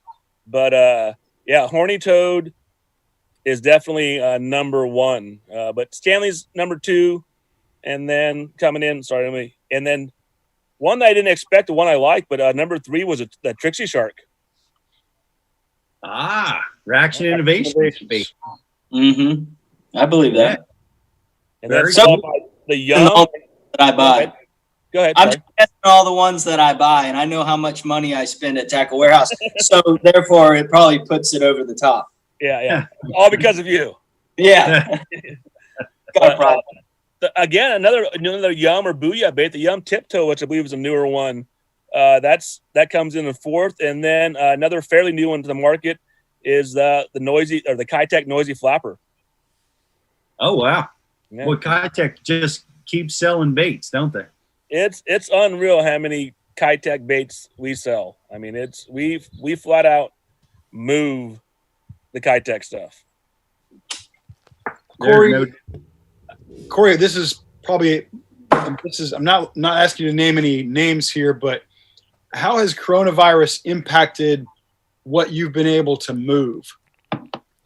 It's impacted us a lot, and I mean, honestly, I kind of wanted to address that at some point and kind of bring it up a little bit because,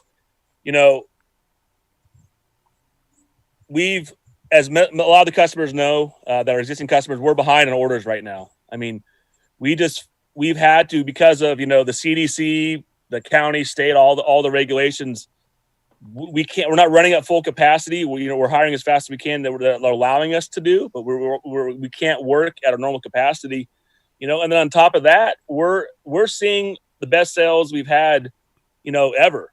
So, I mean, the fact that we're already crippled, because of everything going on, and then the increased sales, we're behind, and it's really putting the hurt on us. And, we're doing everything we can to keep up, but it's almost an impossible hill to climb right now. And the guys in the warehouse, customer service, they're busting their butt, working as hard as they can, put in the overtime, but we're flat out we're behind on stuff. And we're at the point now where we're not going backwards at least anymore. But, with spring sales and everything going on, it's hard to say, where it's going to be, but we're busy as heck. We're moving as much product as we can. I guess the other side of that is that there's also the reverse. It's not just us. So the vendors are having problems keeping up product and getting it to us. So obviously it's not just the tackle industry, but that's what we do. But it's affecting us big time and everything. So it's just, we're all busy. There's no shortage of work at tackle. We're trying our best to keep up. And I know it sucks because everyone at tackle, we're hardcore fishermen. So we know how frustrating it is not to get the stuff when you want to get it. And we're trying, and it's just, we're handcuffed, it's just the situation is what it is. And it's good to be busy and not be able to keep up, but when it's this bad or good, I guess, the customer suffers as much as we do as well. So we'll get through it, but hard telling how long it's all going to take with this whole situation we're all under right now.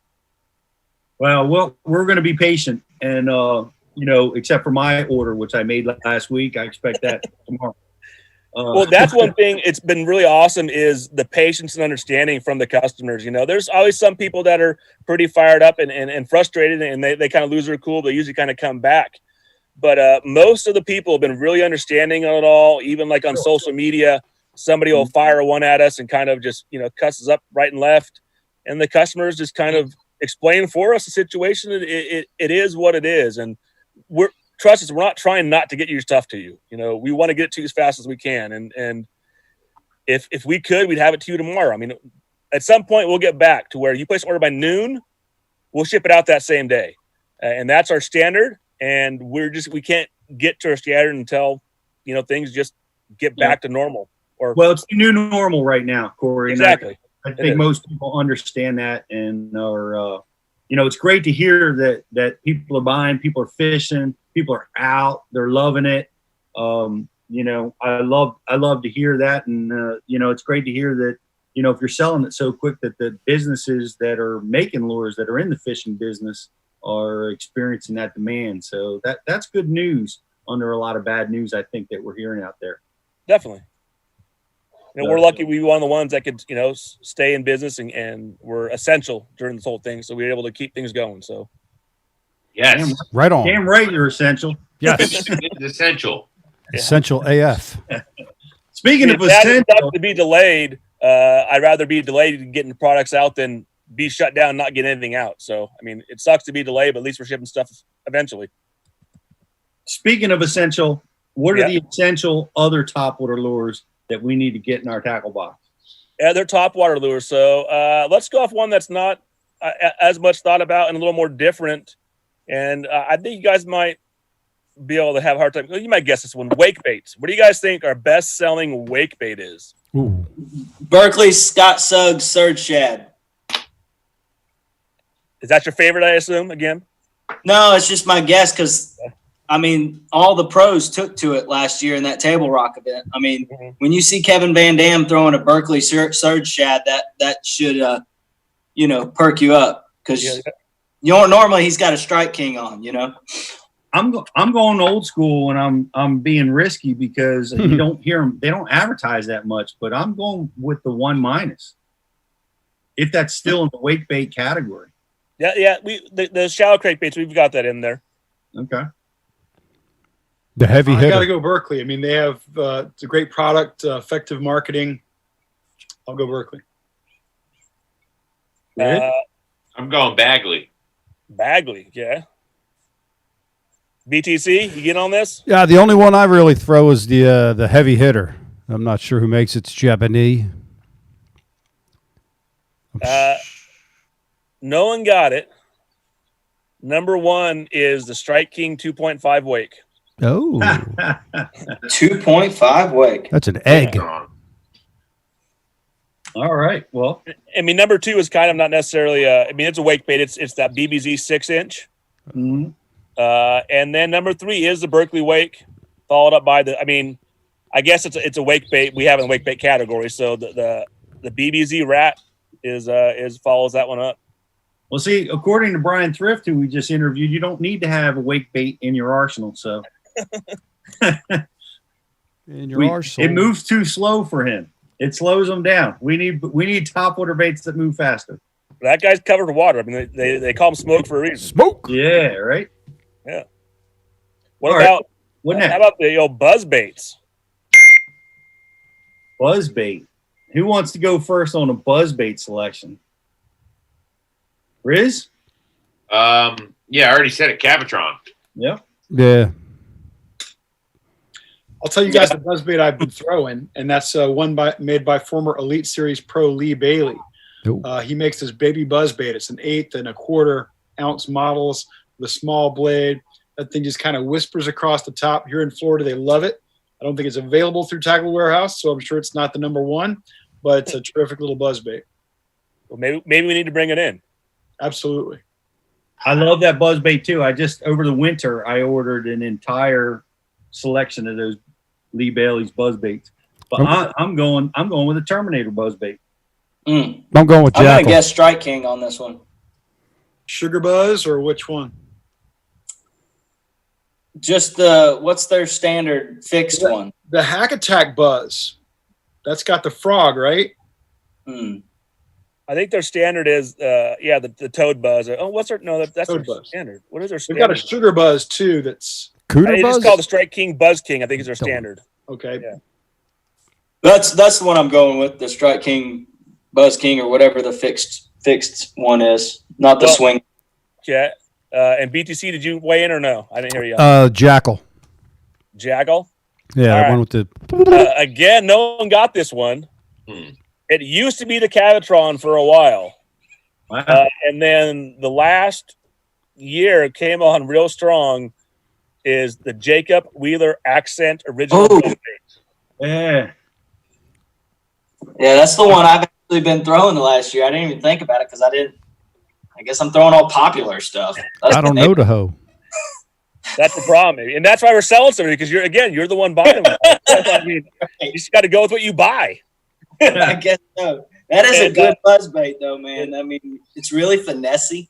They got a finesse version too with a smaller blade, but it's a good bait. Well, We got a lot. you bring up the finesse one. That is number 2, followed by the War Eagle, the Booyah, and then the old Cavatron. Ooh. Yeah, Cavatron. The War Eagle makes such amazingly good wire baits. They really do. Indeed, they do. We had a lot of comments about the Jacob Wheeler buzz, especially when I was talking about buzzbaits live the other day and how they come squeaking, squealing right out of the pack. Everybody was raving about it. So I haven't thrown it, to be honest, so I need to get some myself, I think. yeah. It's I a know a good guy. buzzbait. What else you got, Corey? How about walking baits? Now this one, we got a bit large category, but I'm guessing you guys might guess this one. We'll see. I don't know. It's tough though. Justin. If it's Well- tough, I guessed earlier about the Berkeley Jaywalker, and since Corey says it's tough, it must not be that. I said shower blows, and now I'm starting to think that that's just going to be a top fiver. I mean, I don't know. I mean, I would think a spook in the walking category now is like the old standard, so the head-on spook. yeah, the head and spook. Yeah, I'm going to go with the old school. There's so many in this category now, but There's a lot. yeah, with the brick and mortars not selling them right, because I think that's where a lot of those spooks were sold. I question it, but I'm still going with the spook. Sammy. You guys finally got one right. Well, except for Ken. Or BTC, what do you think? Never mind. Spook. Go with the spook, Brian. That's good. You didn't get a guess because you cut Dave off the other day, so that was your penalty for shutting Dave down. It needed to happen. Can I also guess after you've given us the right answer? Yes, sir. Yes. You get a ding if you get it right. Ding. That's high percentage guessing there. Yeah. So it is number one, followed by the shower blows, though. So number two is the shower blows. Sorry, we can't call it the shower blows. It's called the SB technically, but Okay. Yeah. Yeah, it's shower blows. What's that all about? Some trademarking stuff?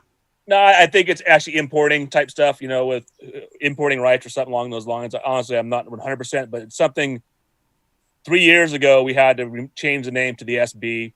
I mean, everyone knows it's the shower blows. It affected sales for a little while. We changed it because people couldn't find it. Right. And then, but it's selling well now because number two. It was trademarked in the porn Pete? industry. Oh, sorry. Yeah. Pete, I got to jump in with another history lesson here since Corey told us that the old Zara Spook is the number one walking bait out there. It's also the first walking bait, but it wasn't invented by Hedden. Hedden actually purchased it from one of his salesmen down in the Pensacola, Florida area who called it the Zaragoza. And that was back in the 19-teens, like 1915, 16, 17, right around there. And it's been around that long. Wow. And The still ninth- number one. That's impressive. Yeah. That is impressive. Imagine being the first guy to be chunking that Zara Spook around when nothing else has been thrown before. And I think it was more popular with saltwater species initially than with bass. Right? Well, a lot of them have made the transition, Absolutely. But All right, Corey. Let's round the top five real quick. The Sexy Dog, and then the Pro Tune Rover. I mean, the River Sea Rover was selling well. Now the Pro Tune's doing better, and then the the Ima Stick. Sorry. Yeah. Little stick. Amazing to me how many of these baits I don't have in my tackle box.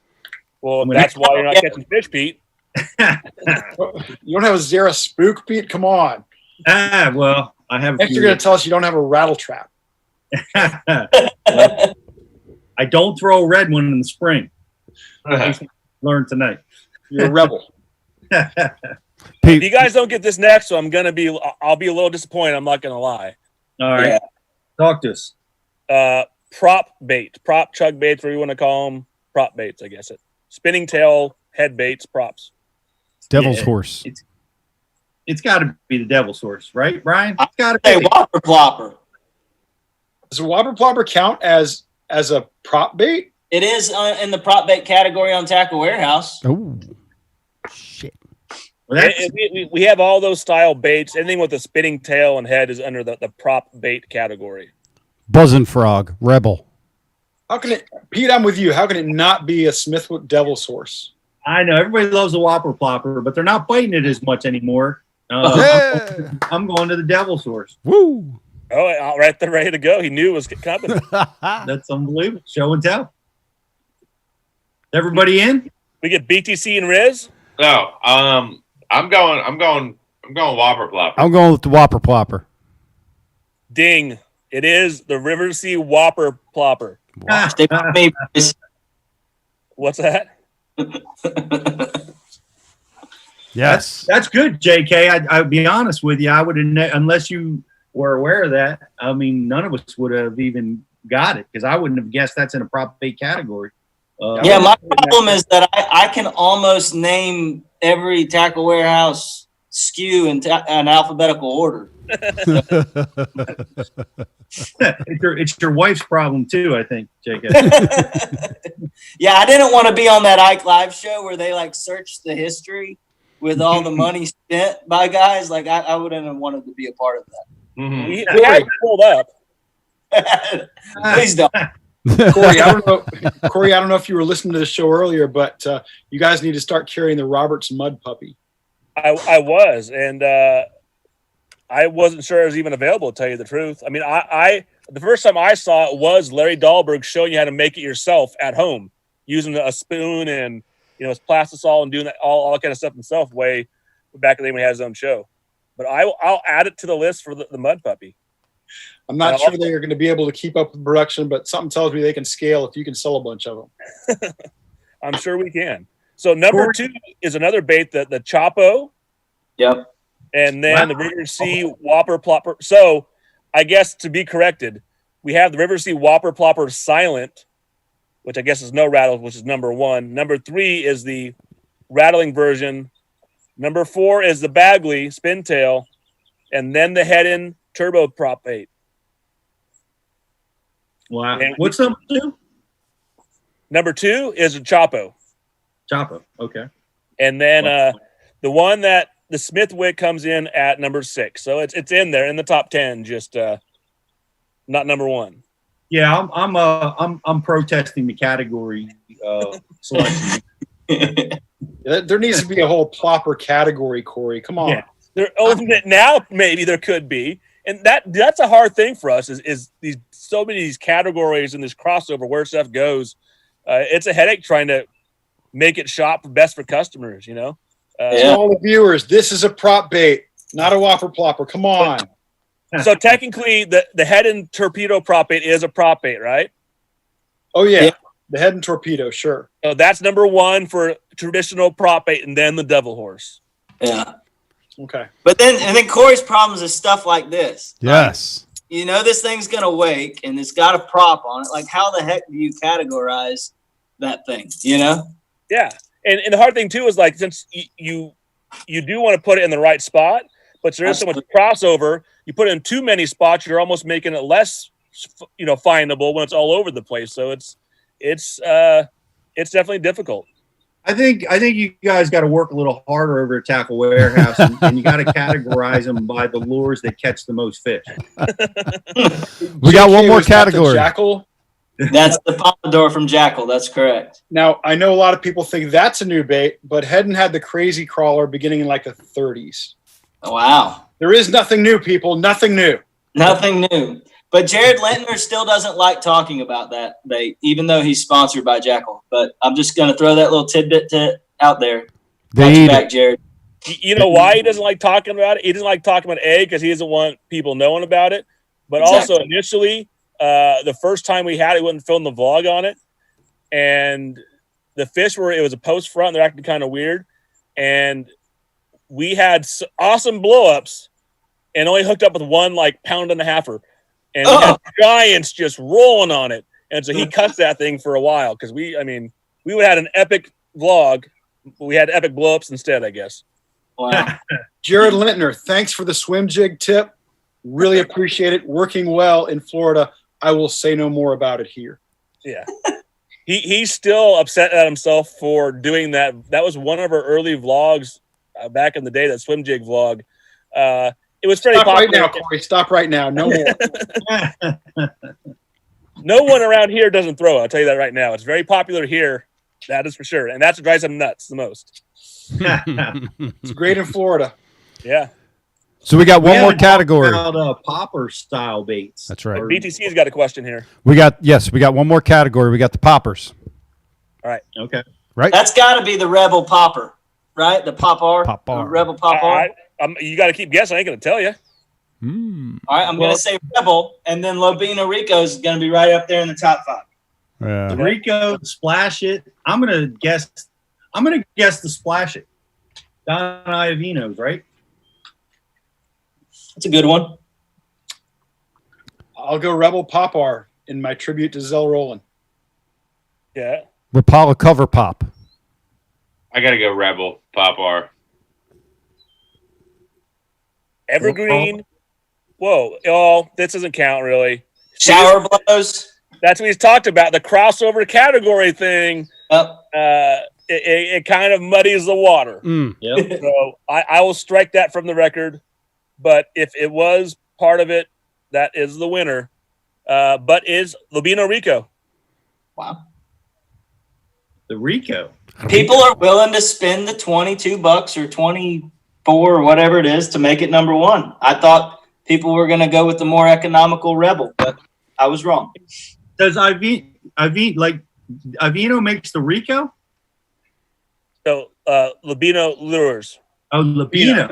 Lupino, which I think isn't that Spanish for bass? I believe it is. I'm not 100% sure. So, That is correct. Lobina Grande. Yes. If you guys ever shop our 25 Days of Savings sale, that is the hairiest day of the year for us because we have the refurbished, the blems, and they're not blemished. They're just the colors off by a dot or something. And it's total chaos the day we go live with that stuff. And we sell out within minutes and people fight over it. It's out of control. But when we have those blems on sale, it's pretty crazy. Oh, I get in there. Absolutely. So number 2, the KVD HC Splash Popper. And then I think it was Pete, you said the Rebel. Was that your choice? No, that's the bus. Yeah. That's a lot of guys, not me. And the Yellow Magic. Yeah, I mean, again, the popper is the one where the high dollar baits still do pretty well.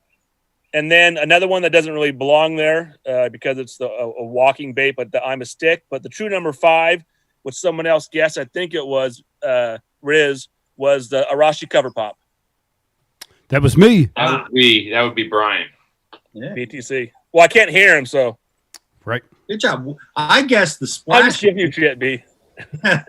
Where did the splash chick come in? Did that even hit the mark? The splash? Splash chick. Avino, that would be 13th, surprisingly, overall. Way down the list. Corey, are pencil poppers included in that popper category? They're not, but they should be. And that's saying like that crossover, they probably should be in there, but I don't. Because shower blows is a pencil popper, I guess. Yeah. Well, the pencil popper is in there, but it's not that far down. It's number 15 on the list. How's the Berkeley doing? Because they've got their half ounce. They've got 3 size poppers out now, and their half ounce is huge. Like it is like almost bigger than the Arashi, I think. And that's the bullet pop, right? Yeah, the bullet pop. They've got 3 sizes, but their big size is huge. Just big fish bait. Yeah, it comes in at number 8 overall for poppers. I mean, really number 7 if we kick out that the IMA. So we'll kick that out. Corey, it was awesome. I loved it. Your brand new segment for Bass U TV. We want to have you back again, talking about more stuff. Guys, all the baits that all of our instructors talk about can be found on Tackle Warehouse. You can just click on the links. We've got wish lists. We have all the baits that they talk about. That's all available on Tackle Warehouse, as you can see right there, through all the work we do with those. We appreciate you guys, Corey, and all the things you do for Bass University and making it great for all of our students. And appreciate you coming, laying it out for Topwaters. I'm going to have to penalize you because I don't think I won any categories tonight, though. But we hope to have you back again. Next week, we'll give you a shout. We'll be talking about another category, and the sun will still be shining on you next week at this time. So thanks Definitely so much for being here. Hey, real quick story before you guys kick me off. You guys were talking about first time taking the boat out to the lake. My very first time, 96 champion, mean 15. Went out to the lake after work one day, just for a couple hours. No one was out there. Had a great day, whatever. On the way back in, load the boat up on the trailer and go to take off. And as I'm taking off up the ramp, one of my buddies was also loading up his boat, and he starts yelling at me, screaming, like, what's going on? I'm like, apparently the owner of the boat didn't tell me, Steve, that the winch, when you winch it, it doesn't, the latch won't lock. So you have to kind of like lock it and then bring it back a crank. So the boat was falling off the trailer, sitting there teetering, going up the thing. If I would have gone another inch, it would have been on the launch ramp, and that would have been my first experience with the brand new to me boat, and dropped it on the launch ramp. So there's been so many dropped on the launch ramp boats, but it seems like you survived that pretty well. So thanks for the story, though. Appreciate it, and we'll catch up with you next week talking about some more tackle, Corey. Thanks for having me, guys. Have a good one. Thanks, Corey. Hey, Corey, thanks. Corey. Tackle Warehouse. Appreciate that. That's always amazing to me to find out what's selling and what's not. Did you know all that stuff, Ken? Obviously not, Pete. I missed every category. Well, I think I did too. I went old school, and even when I went new school, I was wrong. But your voice is powerful and so much great stuff, Ken. I appreciate you being with us tonight. Thanks. Thank you so much. Thank you all for having me. I really had a great time as always. Awesome. Well, we're going to have you back next week too. We're going to be talking some more trivia and all kinds of great stuff that you always bring to the show. Appreciate it. Have a great night, and good luck with those prop bait fish out there in Florida.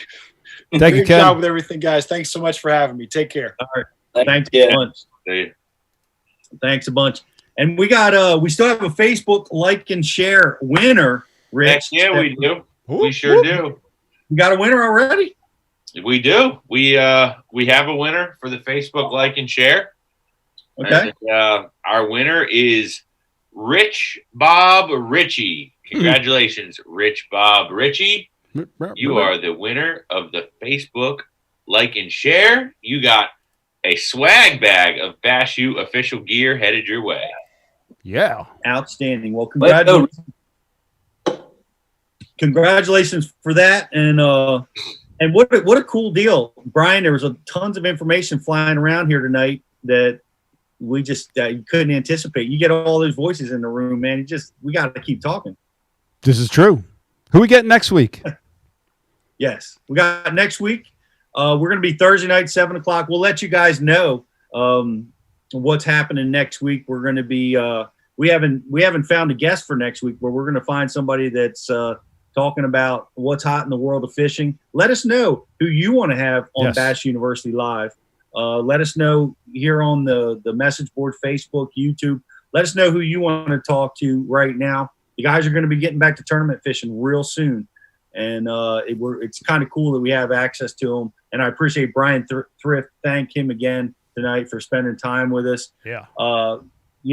Justin Kimmel, you've proved that you are truly a professional fish head with all your knowledge of what's going on in Tackle Warehouse stuff. So appreciate you. And thanks for being with us. You bet. Riz, as always, thank you. Come right fresh off of fishing. We didn't get to talk to you about that. We'll talk to you about it next time. BTC, dude, you pulled it out. We almost crashed, and you pulled it out. Is this close to pulling the plug? Hey, thank you, Andy of Straycast. Once again. Ginger Ninja, thank you very much for your help. Mark Jeffries. Mark Jeffries. Even Zog the intern jumped in and got involved. Excellent. Well, I appreciate it. Thank you, everybody, for watching. And well, they say it takes a village to raise an idiot. I haven't done it yet. You know how that goes? Hey, Pete, how's that saying go? Takes a village to raise an idiot? Something like that. I know the saying, but I don't know it. All right. Anyhow, yeah, I'm sorry. Take us out. I can't remember that exact. It's like we'll have that saying for you on next week's show. Thanks everybody for watching. Go over and check out bashu.tv. We're going to be back here 7 p.m. Eastern time next Thursday night, and a lot of new stuff dropping on Bashu TV. Look for our new seminars coming out. Thank you, everybody. Thanks for all our guests. I'm Pete Gluzak for Bash University TV. Good night, everybody. I vividly remember back when I was a kid and, searching for information. And it was so much work and it was such a struggle to get that knowledge, to get that information. We talked about the equipment. We talked about the bait. We talked about how to pick it apart. It's highly detailed, specific information from A to Z to help you learn, get to the water, and become a better angler quickly. That's what the Bash University is all about. I can vividly remember back.